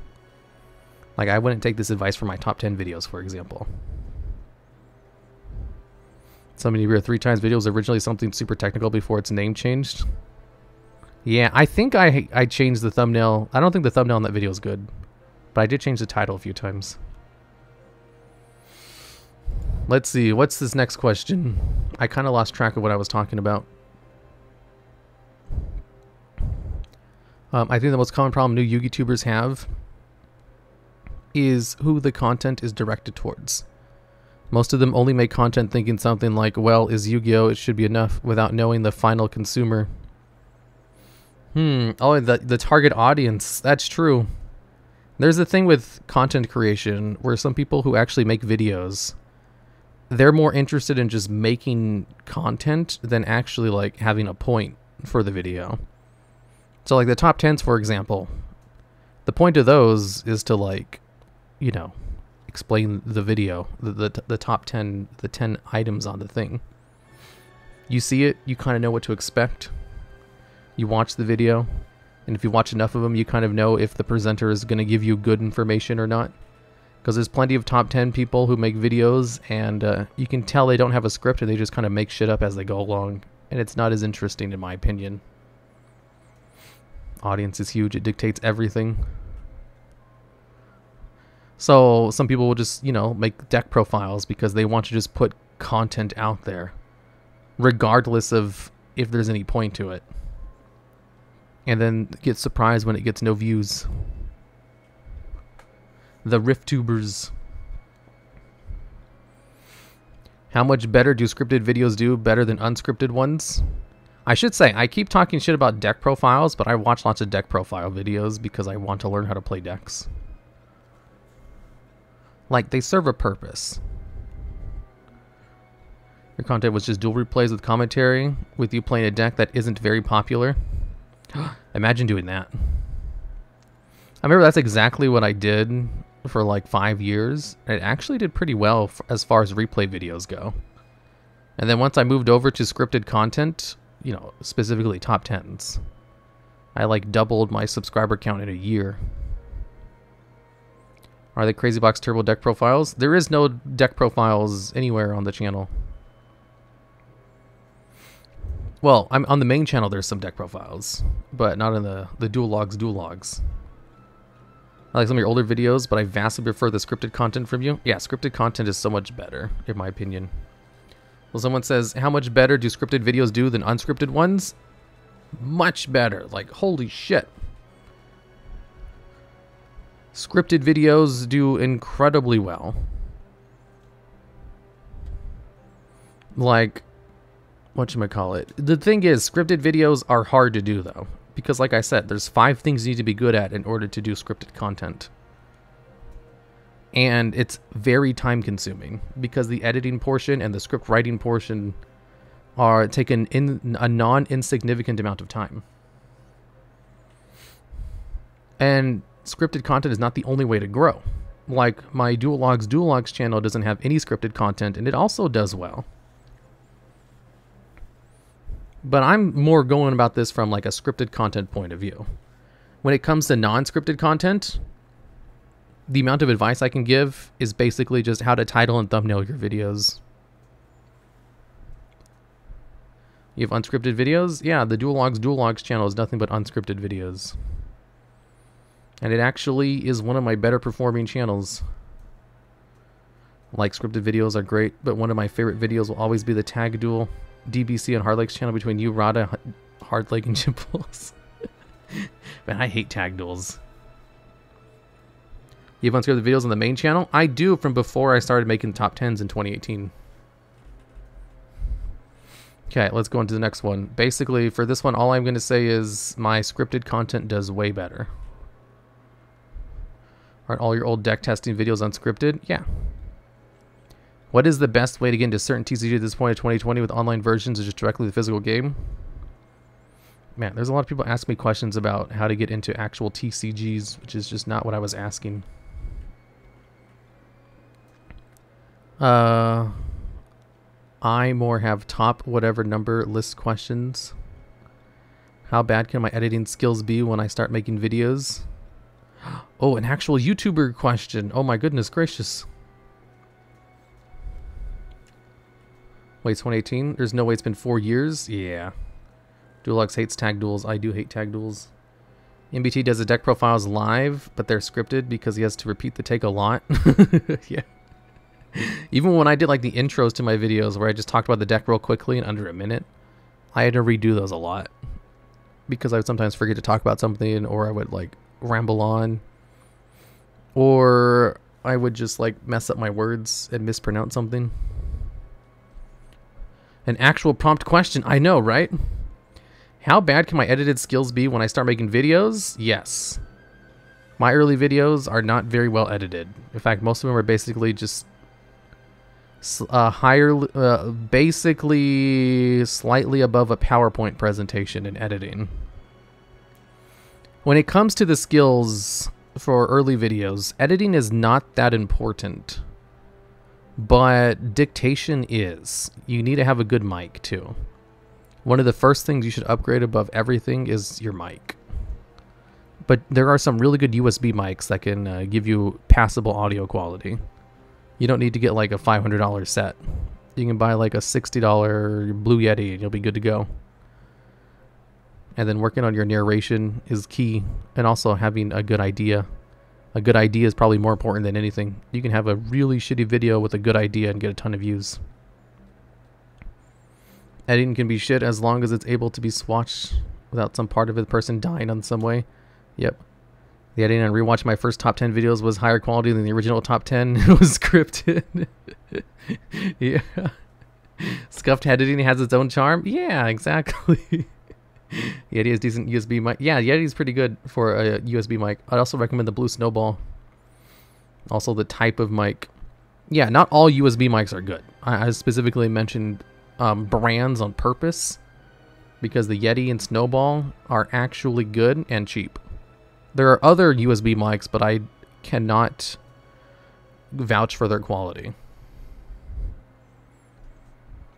So, yeah, your editing doesn't need to be good, but everything else does need to be good. Like, for example, I remember when I made my video on the top 5, it was top 5 tier 0 decks. I originally wasn't going to make the video because it had already been done before. But I was like, I'm going to watch these videos anyway because I have done topics that have been heavily done before in the past. And I'm just going to see what they are so I can do something like different. And I watched all the videos and they were all bad. None of them did any research. They were just talking from their personal experiences or from memory. Nobody had obviously done any research or scripted their videos. Well, some of them did, but like basically the topic had been done a million times before, but it had never been done well. And all these videos had tons of views because the idea was good. It was obvious, you know, the top 10 or top 5 tier 0 decks. Everybody loves to know about tier 0 decks. And nobody, you know, knew the specifics of them. So, like, you don't have to make good videos to get tons of views if your idea is good enough. I hate those videos. What videos? I've seen too many people master duel replays where it's a different meme sounds for every single action. It's, oh my god. Overly edited videos, yes. There's some people who complain that my my editors for the DuelLogs channel do that. But it's like, they do put in a lot of effects, but they don't put in that many. I think they put in a reasonable amount. But I have seen some of those Master Duel replays where they like over-edit the videos. And there's like a different sound effect and meme for every action. I'm like, oh my god, what the fuck are you doing? Stop. Get help. The DuelLogs is just something. Yeah, I think the DuelLogs is just the right amount, but that's because like I mandate it. I'm like, yeah, this is good. Overrated videos have their own charm. No. Some of them are just bad. Like, you know how the DuelLogs, they'll put like memes. They'll put like SpongeBob memes in it occasionally. I saw a video once where they had a completely different and unique meme for every single action that happened. It was like, draw a card, I activate Upstart Goblin, here's a meme. I activate my Searcher card, here's a meme. I summon a monster, here's a meme. I special summon a monster from the graveyard, here's a different meme. I go into a link play, meme. Like, literally just, you can't do anything without a different meme coming out that's relevant in some way. And I was like, oh my god, this is just annoying. It's obnoxious. I love the Maymays. I mean, I'm here, right? Some of the DuelLogs edit videos are really bad early on, but I don't think there have been any stinkers in months. That's because I edited all those myself. The edited MD videos from sound effects compared to overly edited ones. I think all my editors do a great job on the DuelLogs channel. The only problem is they don't edit enough. Well, I guess that's not really a problem because the channel doesn't make as much as it used to. That sounds like a Stevie edit. Stevie doesn't edit his videos. I don't mind if it's unique. I mean, he does edit, obviously. It's just like he doesn't put in extra edits like my editors do. That's the more correct way to put it. Like, for example, if I were to hire Stevie to edit my clip channel, I don't even know if he would be qualified to edit the videos because I've never actually seen him edit in that way. He knows basic editing, but I need more than basic editing. There's also the task of editing on-topic memes. Yeah, that's hard. Doesn't Stevie edit for Farfa? Yeah, but like, my videos, I believe, are edited better. Also, any Master Duel video where the camera zooms in on each and every action. Yeah, that's obnoxious. Like, the editing is passable. My editors go above and beyond, though. Like, they do a really fucking good job. I'm not, like, talking shit about these other people who edit for the other bigger channels. Well, I don't know if they're bigger, but the other big channels, I should say. But, like, my editors specifically, they go above and beyond with their edits. Like, have you seen the Pokemon videos? The editor for that, like, whenever you go to the PC, he puts in, like, an edit for, like, all of the people who are just moused over for, like, a second. Like, for the joke videos where I hold a joke on stream, they actually, like, created animations for the jokes. They create, like, whole new assets for, like, a thing that'll be on screen for half a second. They go, like, ridiculously above and beyond. Like, they are so much better edited that it's like, not even close. But even then, I wouldn't say, like, the edits on the other channels are bad. It's just they don't go all in like my editors do. Yeah, the TheDuelLogs videos are great. Yeah, the TheDuelLogs videos are, like, next level. I think the zoom ins and Master Duel videos can serve a purpose when used sparingly. Yeah, for sure. You just don't want to overdo anything. Yeah, thank you. Yeah, the editors do a great job. That's why their videos take forever to come out. Okay. Next one. My favorite editing trick is when people put something super subtle that nobody notices unless they pause. Like subtly changing the flavor text. That's what my editors do. They sometimes do edits that I don't even notice until someone points it out in the comments. Like, I remember for the Among Us collab, one of my editors, like, put in text of them, like, of themselves talking. Like, when I was doing the task where you have to tune the radio, and it was basically saying, "Help, we're locked in the basement." I was like, oh my god, that's great. And then he, like, created a whole, like, outro sequence, which was, like, similar to, like, an anime outro, and he also, like, played music and made sure, like, it was copyright free. You're my favorite streamer. Like, they go so far above and beyond that it's crazy. Okay. Where do you get all your sources? It depends what you're asking for. I pay for all my, like, assets. Most of it's from this one website called Storyblocks. I love it where the videos with editors either talk to or respond to the person in the video with text. Yeah. The Miwa sleeping edits. Yeah. You should watch the videos more closely. The ones that I don't edit. The ones that the editors do. Okay. Well, that's all the questions because there wasn't a lot. It was actually an incredibly small amount. I thought there would be a lot more than this. That's what I get for not putting...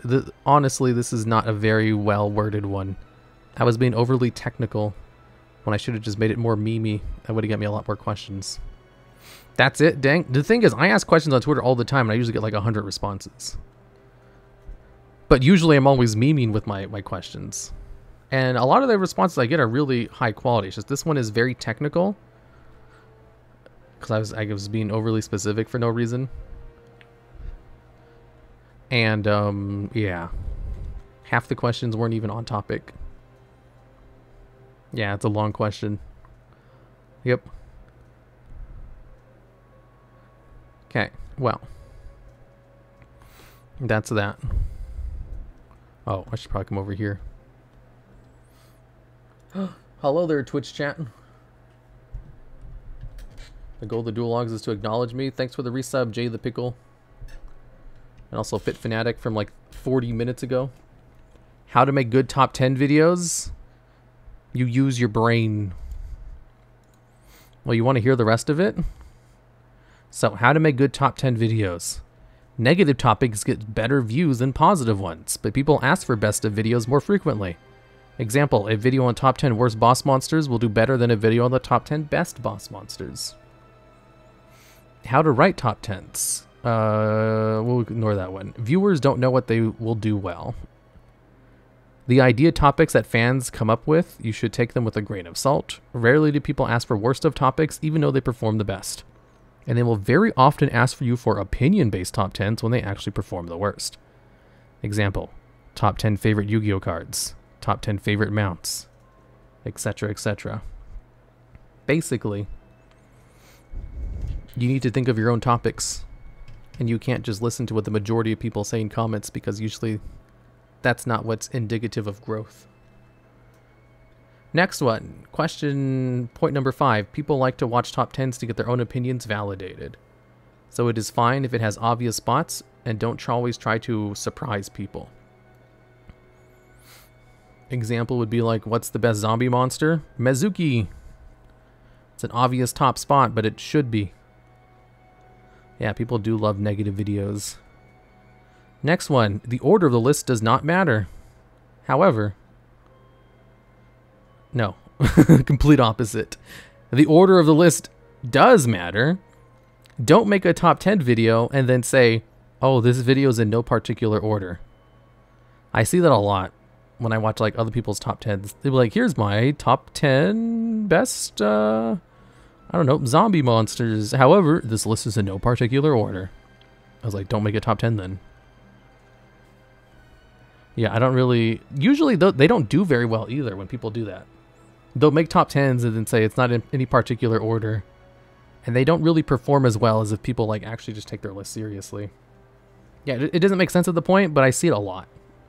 Usually like on bigger channels that are like, they don't usually do top 10s and they're just like branching out into it. They're like, here's my top 10 games of the year. Not games of the year. It'd be like top 10, I don't know, games that do something, but they're in no particular order. It's like, ugh, you're just afraid of your comments. This is my opinion. Yeah. What kind of things can instantly turn viewers off of videos that the creator might not notice? The only thing I can think of immediately is poor sound quality. Yeah, poor sound quality for sure. Another thing that's I see a lot of content creators make is they'll start their videos, like the start of your video is the most important thing because people have really shitty attention spans. So you want to make sure the beginning of your video is the most interesting, the most visually pleasing. And to that effect, don't have like a dubstep intro. Don't start your video giving a life update about yourself. Don't overly explain the topic of your video. Like, just get straight to the point. Be as simple as possible. But I really like dubstep. Shut up, Mogu. I remember I was watching this one. Dubstep. I don't have a bad attention span. Oh, pretty spider. Yeah, it's like... I remember when I first started doing the Magic Top 10s recently. Some of the intros, not the intro, some of the comments on the early videos that came out, they're like, oh my god, I love how you just get to the point in your videos and you don't plug your ads for like a minute. Or there was a whole bunch of people who were seeing my style for the first time and they were like, oh my god, I love how you just get to the point of the video immediately. They're like, oh, I love how you just start the video right off the bat and there's no bullshit. And I got curious, so I started watching around other videos and I watched this one guy's video who was starting a top 10. And like, we'll say, for example, maybe it's like top 10 goblin cards or whatever. And he's like, hey guys, it's me. So I haven't been uploading very much recently, but you know, I'll be uploading more next week. Anyways, this video right here is top 10 goblins. I ranked them based on how well they did on this one website I have over here. Let me bring that up real quick. Yeah. Here it is. Here's the website. Okay. Yeah, here it is. Here's the goblins. They're ranked in that order. Also, make sure to subscribe and like the video so it helps me out.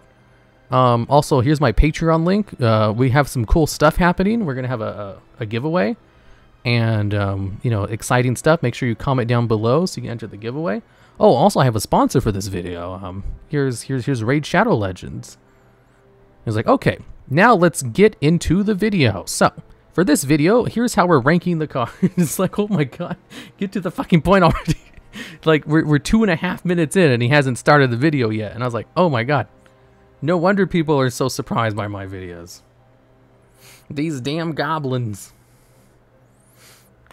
The shield to kill the video. Like they put all that shit at the beginning of the video and it's like, what are you doing? Stop. Get help. I see some of your videos and you have a short intros, but for more complicated topics, you go more in depth with the topics during the list itself. Yes. I'm glad you noticed that, because I have to tell that to my scriptwriter sometimes. I remember one time we were doing like a complicated like top 10 video. And the scriptwriter put all of that into the intro. And I did tell him, hey, this intro is too long. I need you to take the information from this video and intersplice it into the video itself and do it naturally. And so he just changed it and put it into the top 10 spot and didn't change anything, so I had to rewrite it for him. Nobody cares for the raid bug spray. Yeah, so even for videos where it needs a long explanation, I don't let the script writers do that. I tell them, like, if it's requires lots of specific stuff, explain it within like the number 10 spot. And don't spend too long on it either. Sponsor something people struggle with a lot. Any tips on when it in the video should go? I see a lot of people put sponsorships really early on. It's hard to watch for me. Most of the sponsors require that. That's why they do it. That's all it is. Like, if it were up to us, we'd put it at the end of the video. Like, after the video's over. I remember once I was doing a sponsorship with Nord. With NordVPN. And they gave me material. And I was surprised to see that their material that they gave me for like the specifications, because they're usually like super in detail.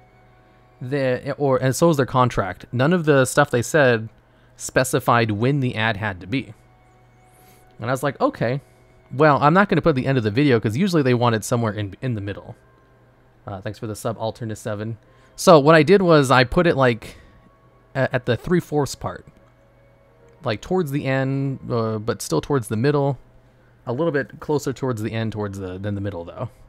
And it was at a spot where I could make like a little sketch with it, with like Ghost, and then they were talking about the next spot that was coming up. Yeah, and then I sent it in for review, and they're like, the ad is supposed to be within the first 2 minutes of the video, as per the contract. And I was like, no, it's not. That's not in the contract. And then my ad person who deals with them saw my message and sent me a text. It was like, what the hell are you doing? Don't argue with them. He's like, just move the ad closer in the video. And I was like, no. So I sent him another message. It was like, I'm not moving it. I would rather remove the ad from this video than move it closer. And they sent me back a message. They're like, all right, it's fine. We sent it into our internal review, and they said it's good to go where it's at. And my ad person was just like, you know, face palming so hard that I yelled at them. But I told them, no, I'm not moving it. And they was like, yeah. And it was fine. People liked the ad. And they paid me the normal amount. And they want to work with me again. I don't think we've worked with them again afterwards, but they do message me a lot. Nord, yeah, they really like... They really like going out to lots of people. They're kind of like the Raid Shadow Legends of the VPNs. Don't stand on your ground. Ad at the 0 seconds? Yeah, I won't do an ad at the very beginning. But I will put an ad after the number 10 spot. That's usually when it happens, because they like it like in the first 90 seconds. How about Raycon? Raycon was one of those ones that let you do it whenever. Yeah, because I did one with Raycon too. Actually, I really liked Raycon. So I bought more of them on my own. I actually have a Raycon earbud in right now that I use to listen to like music on my phone while I'm doing this.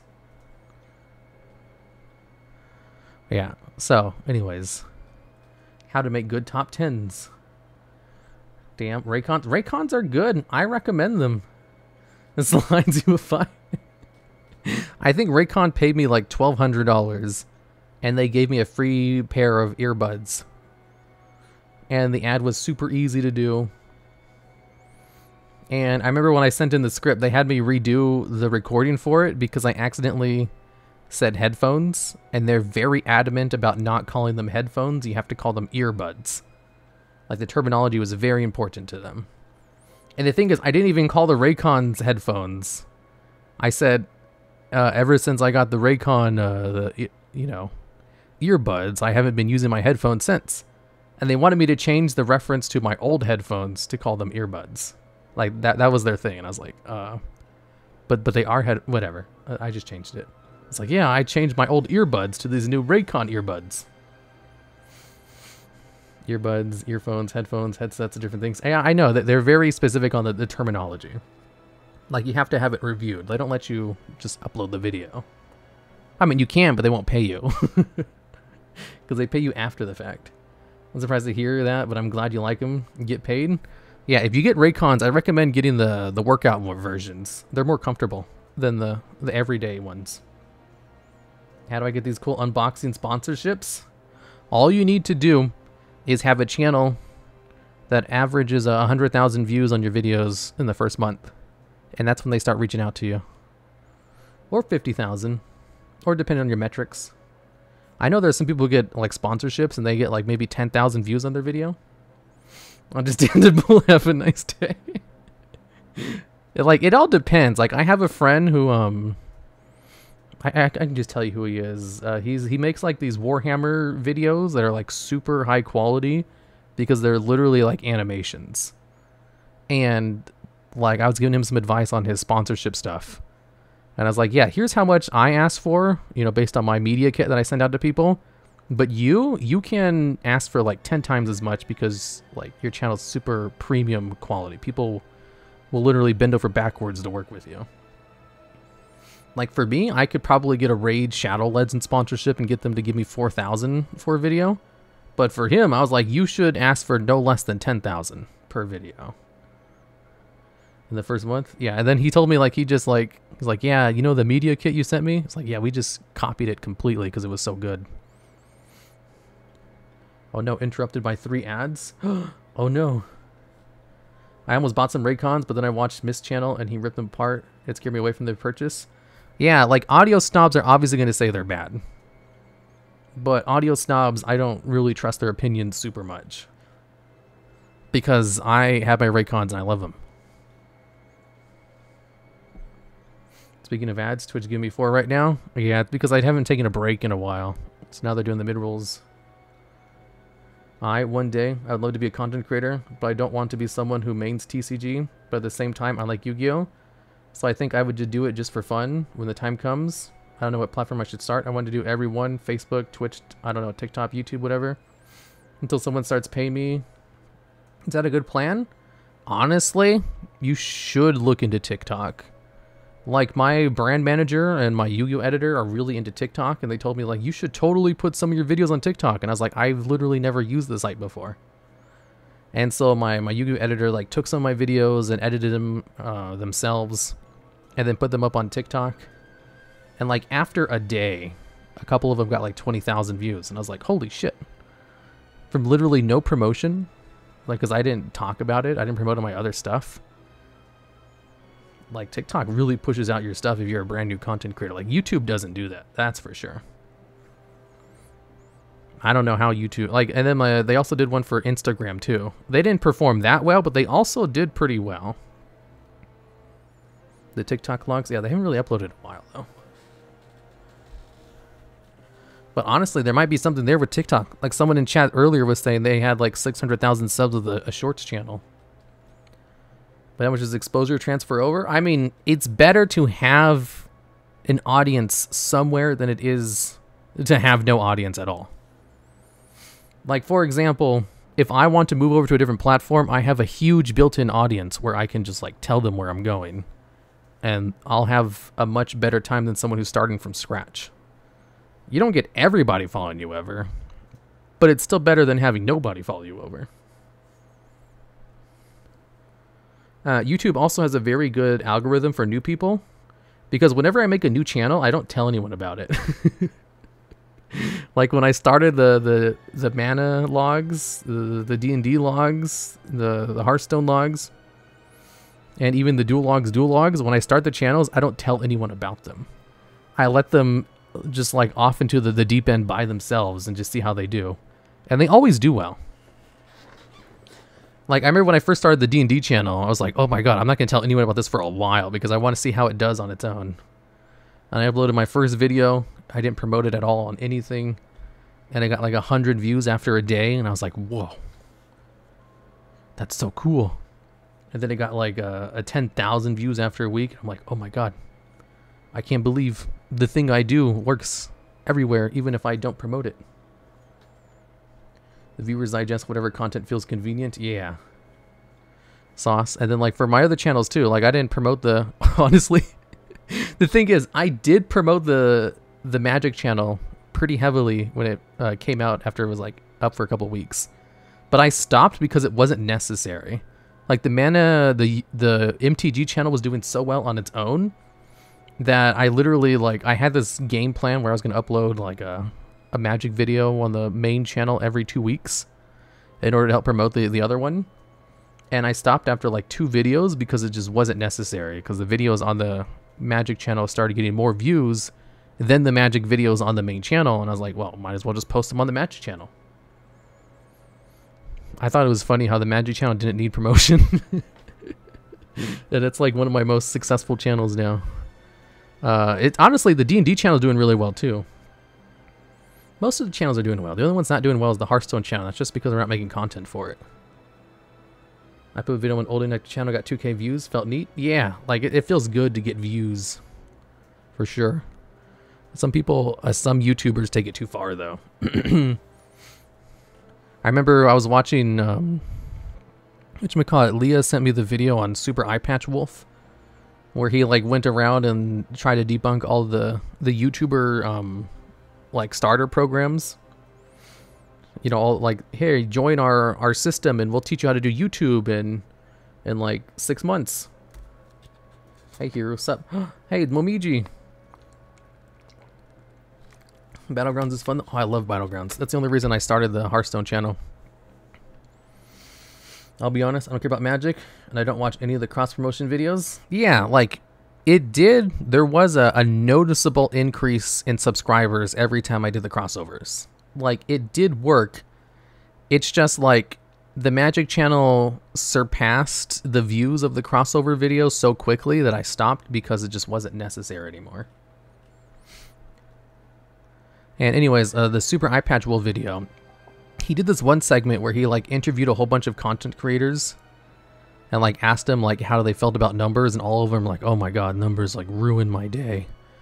If I look at the thing and it like shows it's a 10 out of 10 video, I'm just like done.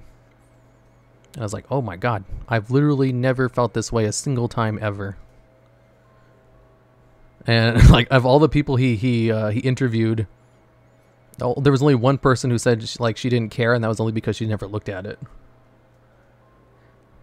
And I was like, is this true? Am I like just a huge exception where this number doesn't bother me? Is Zushin video win? Never. Oh yeah, when they took at the YouTube studio page? Yeah. Like, I like the YouTube studio page. It gives me a good indication of how videos are doing. Yes. Boku. Yeah, we have a few content creators in here. Yeah, he went around asking a bunch of content creators. And I remember one of the things, I didn't think that portion was super accurate. I felt like it was kind of like tailor-made to find people who were upset by it. Yes, you are. A lot of streamers ban people for telling them their viewer count. Yeah, I guess that's true. I'll say you are pretty different. I wasn't really sure how different I was until I saw that video. Because like I just kind of put things out there and I like just kind of let them sit and fester. But that's mainly, I think it's because I mainly invest in evergreen content, but even like the people he was interviewing also did evergreen content. It's not something you can control, right? Whenever you do, it doesn't guarantee a number go up. Yeah, like when I put out a video, sometimes I know, hey, this video might do well, and then sometimes it doesn't. And I see the number and I'm like, huh. Well, whatever. There'll be another one in a couple of days. I can't look at my viewer count or I'll lose motivation.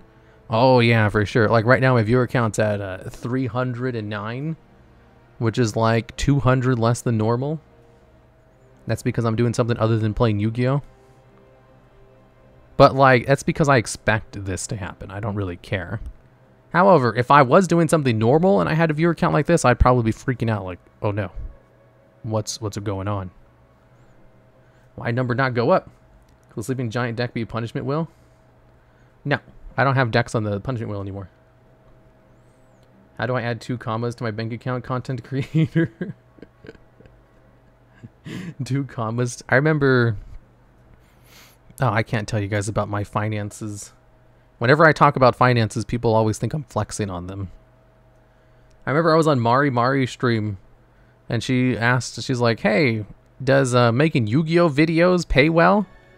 And I told her how much I make, and everybody in chat's like, wow, flexing on us now, are you? Not even asking for 3, just 2. All I can say, I'm not rich. Like, what I should say, last month, 1%, no, I'm not in the 1%.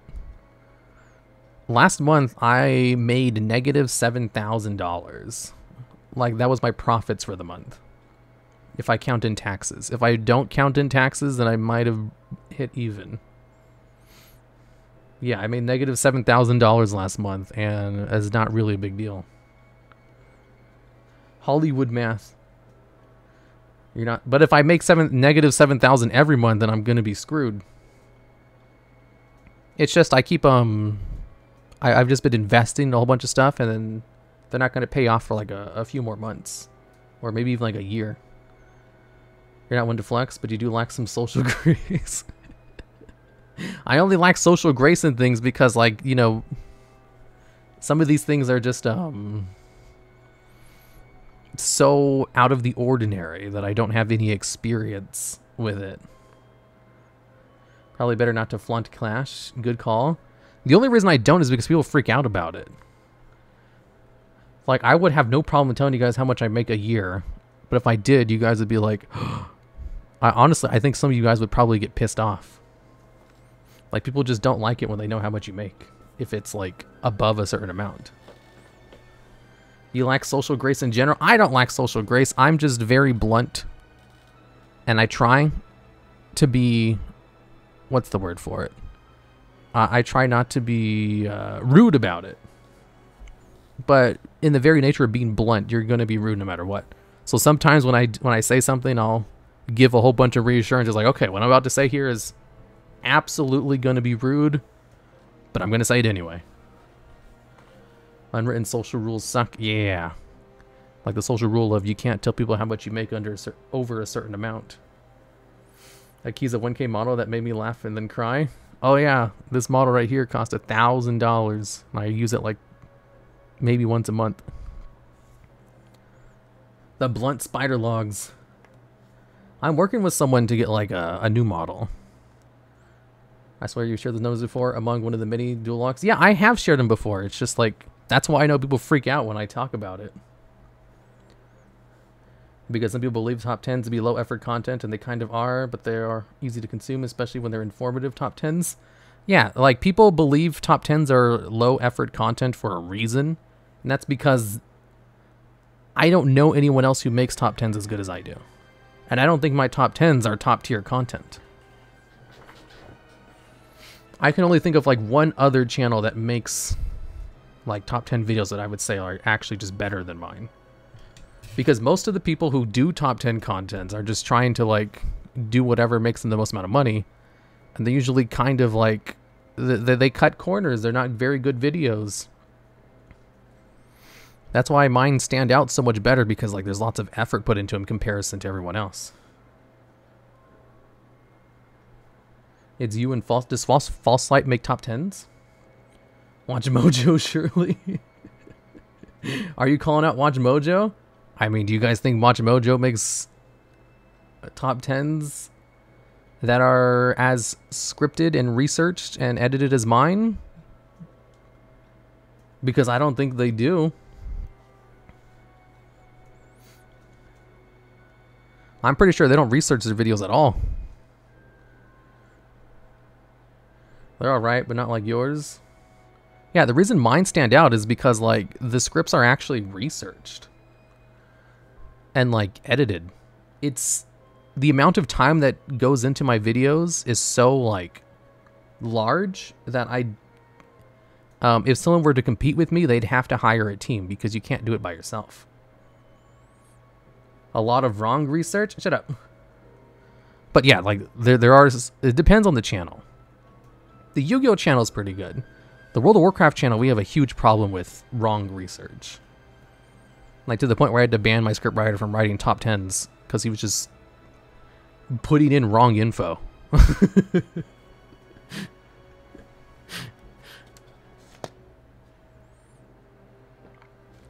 It's just a content farm. They copy other people's vids. Something like that.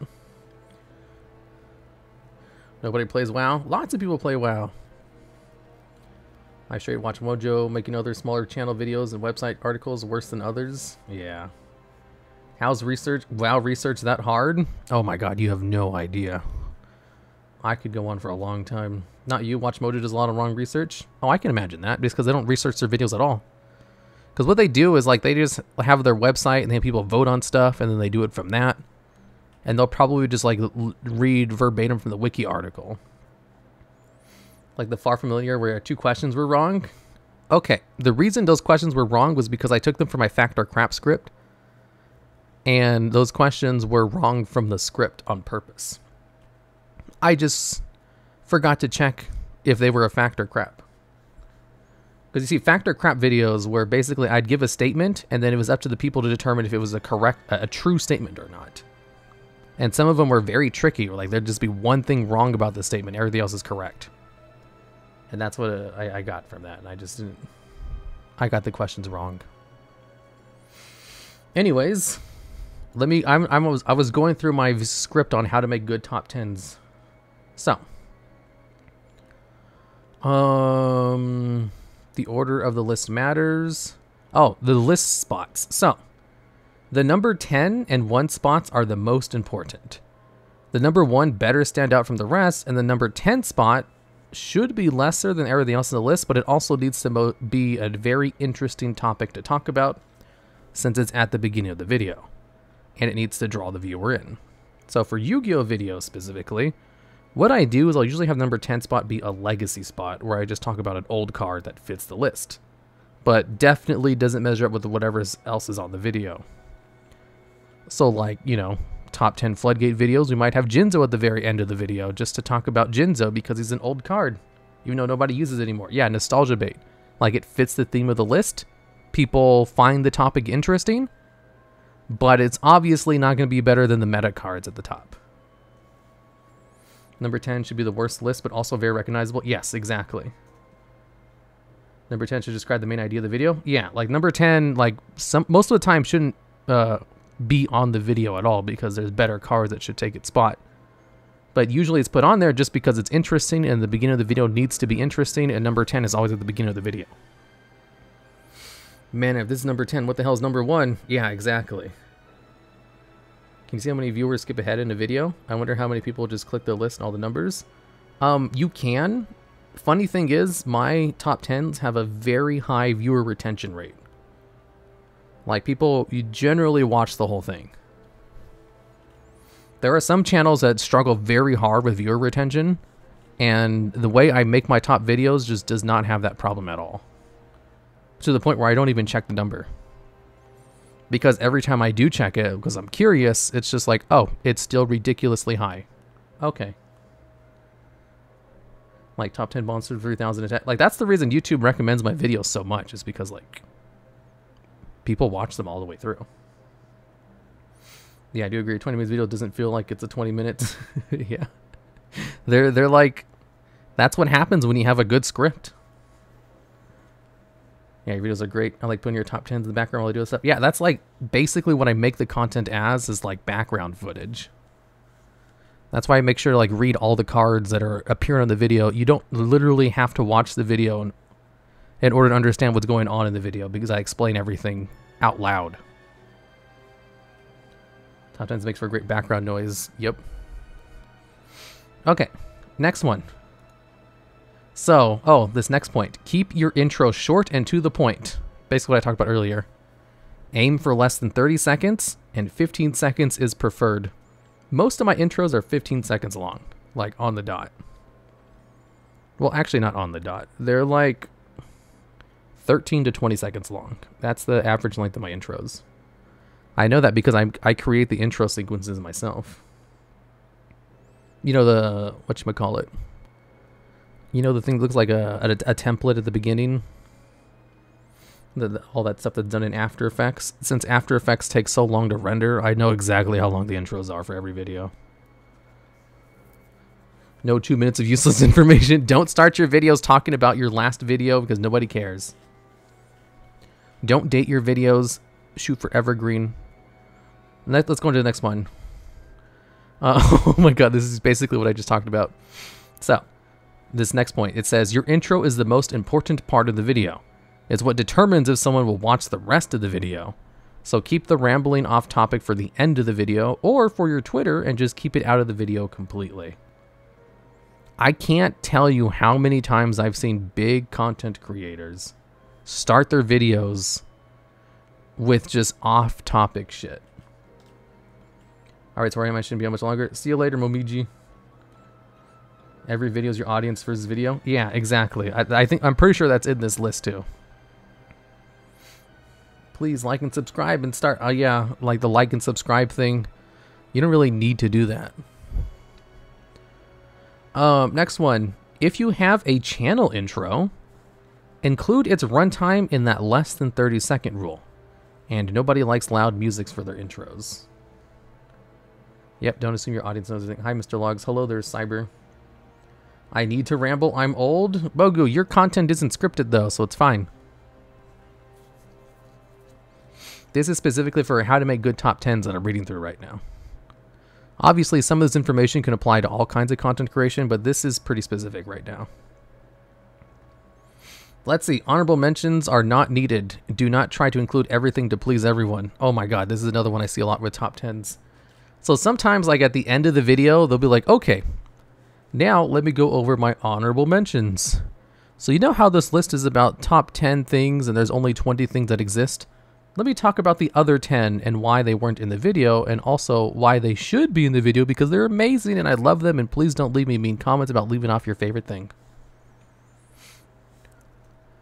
I see lots of people who have just like a shit ton of honorable mentions just because they don't want to leave anything out of the video because they're afraid of their commenters. Every PewDiePie used to joke about this YouTuber who uses loud-ass 15-second dub intro music. Yeah, the intro music is It's a fun thing to add to your video on the video editing side, but it's not good for a viewer, for viewers. Personable honorable mentions as long as they're kept short. There's 3 minutes of them. Oh shit, it's playing ads. Oh, I hate ads. Well, whatever, I'm gonna keep going. Let's see. Next point. Top 5s are lazy. Just look up 5 more topics. Only go less than 10 if there are literally not 10 things to talk about, which is incredibly rare. I see a lot of people who make top 10 videos where they just make a top 5 instead because it's easier to do 5 topics than it is 10. Next one is pick evergreen contents. This will give you a nice backlog for people to watch in the future if they discover your channel through one of your videos. There's nothing people like more than finding out there's more of a lot of similar content to your videos on your channel. So like, for example, say you make a viral video that does super well and you get a whole bunch of subs because of it, and then people look at your video, at your channel, and they see that this viral video is nothing like your other content. Like, say you make like a content video and then everything else on your channel is just like Let's Plays of like random video games. But there's one video made with like a super well researched like video essay, and everybody subs to that one video and they don't watch anything else because it's nothing like that video. But like, what if the rest of your channel is nothing but video essays similar? Then they're gonna watch all your other videos. Yeah, keep that stuff separate. That's why my the top 10 videos, like, that's why they feed into each other so well. Like on my World of Warcraft channel, my most watched video for like the past 3 years is my top 10 hardest raid bosses reforged video, which is the most viewed video on the channel. And that's because like people just keep watching it. It keeps getting recommended. People keep watching it. They go to the channel, they watch other similar videos because the channel is nothing but those types of videos. That's why I have like 2 separate Yu-Gi-Oh channels. I have the highly edited content on one, and then I have the clips on the other. Next one. Oh, this is another one. So, when you're making videos, don't use math or specific numbers. Good example. No, that's not a good example. Click-through and retention, super important. Highlighted one, the other is shit posting, yeah. I remember I was reading this book from, like, this renowned math guy. I forgot his name. But he basically said his editor told him he would sell half as many copies of his books for every math formula he added to his book. Because he was talking about space or something. And he's like, I'm going to break this quote. I'm going to break this rule for this one math equation because I have to tell it to you guys. So, like, if there's very specific math in a video or numbers, like in my D&D videos, there's like, well, Fireball does 8d6 fire damage, which is an average of 34.5 damage. But if you have it as resistance, you know, it's only 14.34% damage. And sometimes we do say it because we have to, but like, we try to cut out the numbers as much as possible. Yes, hello, Raiders, Albugalon. Next point. Summarize everything. Nobody cares about the specifics unless that's the point of the video. And even then, summarize where you can. That's basically the same point as the other one. So, for example, I don't allow the script writers to write in the exact card effects of cards that are mentioned. But we do mention the card effects of every card that's mentioned. It's just they have to summarize it. This is how you get the tiger that gets 500 extra attacks for each card that you return. What? Not mathematicians. Hello, Mr. Logs. Hello there, Ebgalon. Long-time YouTube watcher, first time catching your live stream. Oh, I'm doing something completely different than normal. I'm just reading over YouTuber advice. Next one. Each video has the potential to be the first video anyone has ever seen on your channel. So treat it that way. What that means is don't give updates in the beginning of your videos. Just pretend every video that you're making is the very first video that someone has ever seen of yours. So, to that end, I usually don't have lots of inside jokes. Summarize, it's like you're editing for your mouth. That time you type on Ice Bear card to say 500 attack instead of 500 attacks. What? 500 attack. Unless it's a video in a series. Yeah, unless it's a video in a series. 100%. Then you can ignore that rule. Next one. Don't assume people know all your inside jokes or have watched all of your past videos. So you have to explain things every single time. But at the same time, as to not piss off long-time watchers, try to explain those things different every time. Do you know how many times we've had to explain what the fuck Tyrant Neptune does? And did you know every time it shows up in a video, we talk about something different? Sure, we explain the same effect over and over, but something slightly... It's told in a different way every time. But even then, holy shit, it's just banned because, like, how many times can you talk about the Tyrant Neptune before? It's just... You run out of ways to say the exact same thing. They have the same time as Dominatrix. Shut up. I heard the allegations behind your top 10 MathMech video were made because your script editor wants to sell the MathMech cards. Is that true, Mr. Logs? Oh, I saw that Stevie clip. I mean, I saw Stevie say that. No, it's just my editor, my script writer for that, wrote a script, and I thought, oh my god, this is an excellent script. It makes me want to play MathMechs, so I just put it out there. I don't actually buy or sell cards. I don't give a shit.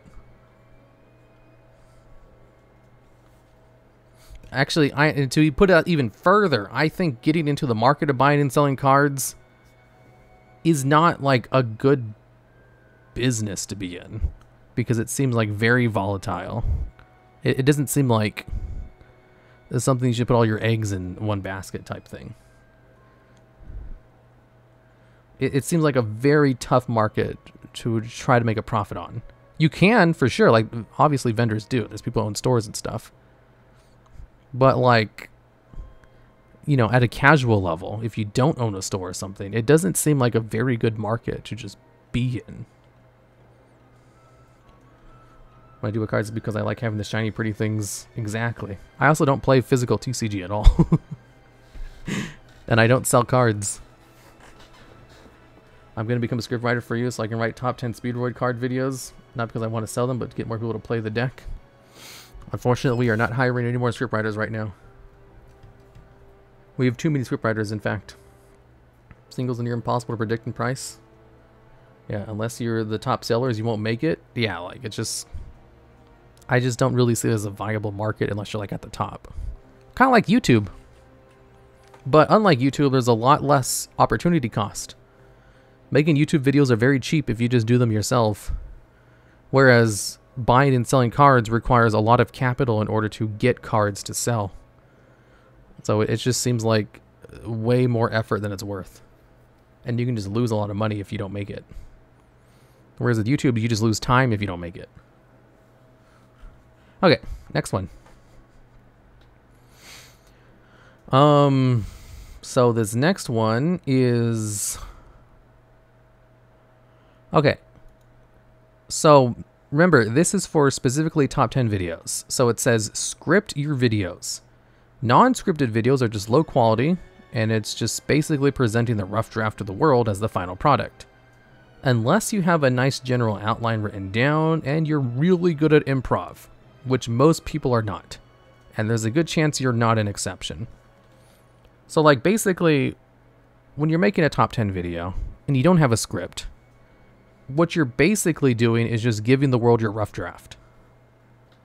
Because if you had written it down first, you would have had the exact same rough draft, except you would have been able to, you know, better research it. Or see like, oh, this thing I said is probably not correct because I'm looking at it for a second time. Allegedly, there's the card market channels, which was wild. Yeah, like House of Champs. Some decks cost over $1,000. Yeah. Some singular cards cost like over $100. Next one. Subjectivity is implied.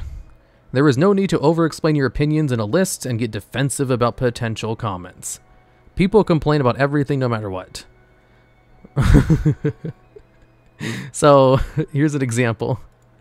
And that's why Velen is one of the strongest characters in lore of all time, in my opinion, based on my own research. This doesn't mean I know everything. I could have missed something, and I could have also missed someone else who might have been a little bit stronger. But this is what I think personally, so don't go yell at me in the comments about how I missed something, because this is just my opinion. Have you ever seen a video where someone just like gets overly defensive about giving their opinion? Basically, don't do that. The pandering logs. Yeah, there are literally people who do this. There are a lot of people who do it like this. You know, people who don't have any confidence in their list, so they'll be like, "Oh, this is in no particular order, so don't get mad at me." Or if they do have an opinion on something, it's like, "And this is why I think this is the strongest card in the game." But this is just my opinion, okay? Like if you disagree with your opinion, your opinion is valid, and I hear you. This is just my opinion. We all have our own opinions on things. We're all different people, but this was my opinion. But also, you know, if you don't like it, I'll change my opinion if you guys get mad enough. Yeah, please don't attack me for my opinion, okay? Should I let people argue in your comments? It makes for engagement anyway. You should get your opinion. You aren't willing to get criticized for it. No, everybody's afraid of criticism. Next one. Oh, this one's great. Speaking of criticism, this next point says, welcome criticism. Ask people in the video to help you point out important topics that you might have missed. For example, in a lot of my videos, I make it a point to ask about topics that I might have missed in the video, as it cuts down on a lot of negative comments. So basically at the end of my videos, I'll be like, okay, so is there anything you think I may have missed? And because I say that at the end of the videos, in every single video, like pretty much, it cut down on so many negative comments, like you have no idea. Like before I started saying that, there was so much arguing in the comments, or just getting super mad. And as soon as I added that one little line that people don't even listen to, they just disappeared. Like you just don't really get them at all. Because I asked people to just let me know what I missed. And they'll be like, hey, you missed this. And it just made the comments much nicer. People still get mad, but like nowhere near as much as they used to. It's crazy how just adding that one line just changed everything. But you don't read comments? I do read comments. On new videos for like the first day or two. I just don't read comments on my old videos. Mr. Logs offer this class in Skillshare. This is valuable information. I should. I love Skillshare. That's why I do so many sponsorships with them, even though they don't pay very much. Next question. Next point. You do not need an outro. So do whatever you want at the end of your videos. 90% of people leave anyway. The best practice is to not even have an outro since it ruins binge watching. Next point. The title and thumbnail are the most important part of the video, more than the video itself. So make sure you put a lot of effort into them. The reason this is even mentioned is because usually people make their titles and thumbnails after they're done with the video. And usually when you're done with the video, you're tired and you don't want to do any more work.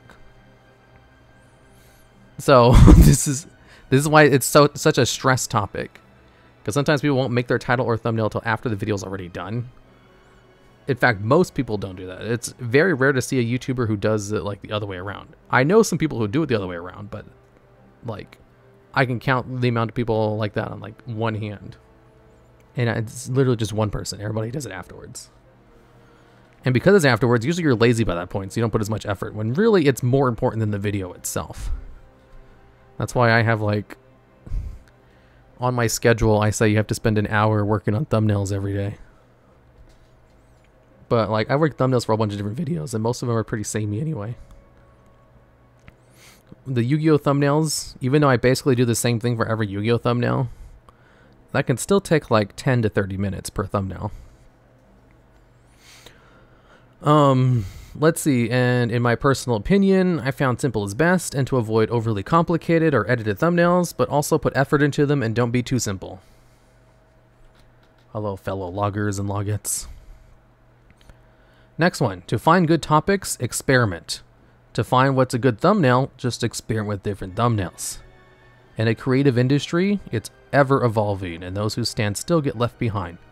So even if you think you've already found a nice system that works for you, you need to keep experimenting anyway. That's why I keep trying new ideas. Do you guys like the unknown side of Yu-Gi-Oh? That's my newest new idea. I think it's doing pretty well.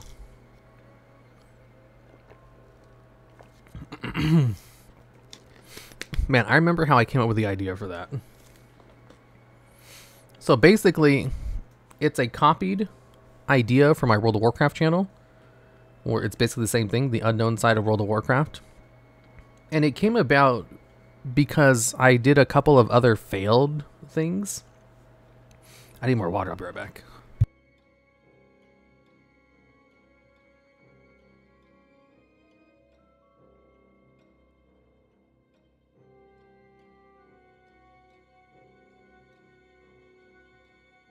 Man, I wish the spider didn't move so much when I moved. I wish the spider's fucking body didn't move at all when I moved. But I don't know how to change that. Anyways, so the unknown side of WoW, how I designed it was I basically combined 3 of my other failed series into one. Like, that was the original plan for it. One of them was I had this series called, like, Warcraft Mini Facts, where I would take very minor things and create like a mini video for it about just one topic. And the videos were like less than 8 minutes, less than 5 minutes most of the time. Can you lock the movie in? Probably, but I don't know how to do that. And the Warcraft Mini Facts videos didn't do very well, but some of them did. And I also had another series, like a lore video series, where I just talked about one like lore character, but I summarized it, and it was like less than 2 minutes, and it was very lightly edited, and it didn't do very well either. And I had this other series I wanted to do, which was basically just going over like exploring hidden locations in WoW. However, it wasn't very like, I wasn't able to make the videos long enough, because you need to be at least 8 minutes long, because like a video that's 8 minutes long makes 10 times as money as a video that's less than 8 minutes long. If your video is 7 minutes and 59 seconds, you're gonna make 10 times less money than if you had just made it 1 second longer. So like you're super heavily incentivized to have 8 minute longer videos. And like, I'm not even exaggerating. It is actually like that big of a difference. So like, I had all these ideas where they were basically just short form content. One of them about lore, but it was like maybe 3 minutes long. Another one about just like random WoW topics, but they were all like very short. Another one about exploring WoW locations in the game. So 8 minutes into 10. Yeah, they lowered it down to 8 minutes a while ago. Do you make so many videos on so many channels sometimes exhaust your passion for those things? Yeah, 100%.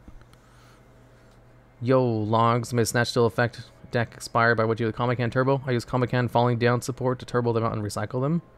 Nice. I want to do that too. I want to do more Comic Can style stuff. Anyways, so I took these 3 things and I was like, what if I take these 3 completely unrelated things and I put them all into one video as like, you know, their own video. That way it's over 8 minutes long. and if I do this, I won't be able to like market the video towards that one specific thing, but at the very least I'll have 8 minute long videos. And I was like, okay, I can do this. However, I need a good idea for it. I need a good name for it. How do I market this? Because like, I'm basically taking 3 different series and just combining them together.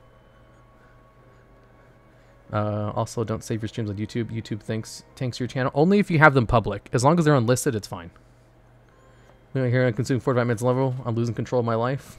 Yeah, so I took 3 of them and I put them together and I was like, this works if I put it under the vein of going over like, you know, literally all of these are just like fun facts, you know, unknown facts. And so I brainstormed like the idea of like the name for like months. Every time I had a World of Warcraft stream, I'd be like, hey, give me some more ideas for this because I'm completely lost. And so I spent a really long time like brainstorming it. And I was like, okay, it's basically just a compilation video of random facts. But it's actually just 3 different series that I'm putting together in one. And I put out the first video, and the title I eventually came up with was The Unknown Side of WoW. I was like, this should be an attractive title. And it also fits the definition of what we're doing. Because they're all like, they're fun facts. It's also a thing about lore. And it's also an unknown explored place. It fits perfectly. And the first video did very well. And the second video did even better. I was like, oh man, this is great. I haven't had a video do this well since I started doing top 10 videos. And then eventually got to the point where they were doing just as well as the top 10 videos. And I was like, oh my god, this is a hit. And I can do just as many ideas as the top 10s because it's actually easier to come up with ideas than this for the top 10s because it's literally just random fun facts. And then I was like, this doesn't really fit with Yu-Gi-Oh because there's not Yu-Gi-Oh lore to talk about most of the time. And there's not like hidden places in Yu-Gi-Oh because it's a card game. But I was like, no, actually there is things to talk about. And I don't know why it took me so long to start it on the Yu-Gi-Oh channel because I started this like 2, maybe 3 years ago on the World of Warcraft channel. I just couldn't think of a good way to like convert it over. And I think it's doing good over here as well. I hate sitting down watching movies. I have no problem watching 1 hour plus long YouTube videos. Only if the 1 hour plus YouTube video is good, though. YouTube doesn't allow swearing, but it's only the 5 minutes, and they have no very room. Yeah, they allow swearing, like, randomly. Okay. And last point on this. For streams on YouTube, you could advertise them at the end of your regular videos. Not often, like you said, the list. Almost everyone leaves at that point. I could. I generally have a point where I don't like to add things to a video unless I think it's entertaining, and I don't think giving like a call out is entertaining. So I leave them out in an effort of being more entertaining. Okay. Unless it's like for an ad, because they pay me lots of money to do those. It's more like they pay me enough money to ruin the quality of the video. And it's usually enough to justify it. Because people are generally used to ads as long as you're not doing like a scummy ad. Internet Store's new video is really good. Can you have footage not of you that was swearing in the first 5 minutes? Never. Okay. And last one. Don't be perfectionists. No one expects your video to be perfect and it's a waste of time. Make the video as high as quality as you can while also not being super time consuming. One video a week is good. Good quality is better than branding. No, good quality equals better branding. One video a minute per week equals YouTube algorithm. And if what you do takes more than a week to make, then you need to find a way to bring down the time frame by lowering your quality a bit so you can do it once a week. Unfortunately, high quality work just doesn't fly on YouTube outside of very few outliers. And bonus fact, never expect to be an outlier. I have some friends who are like perfectionists, and they put out like one video every couple months, and they've been doing YouTube just as long as I have, and they're definitely not doing YouTube full time. That's the newest creator's biggest hurdle. Yep. No one expects you to be perfect, but you know, being a perfectionist, obviously you know that already. It's more of your own problem you got to get over. Okay, and that's it. That's not it. There's more on here. No, actually, that's it. Use the stock photos, I swear. Yeah, he does a good job with that.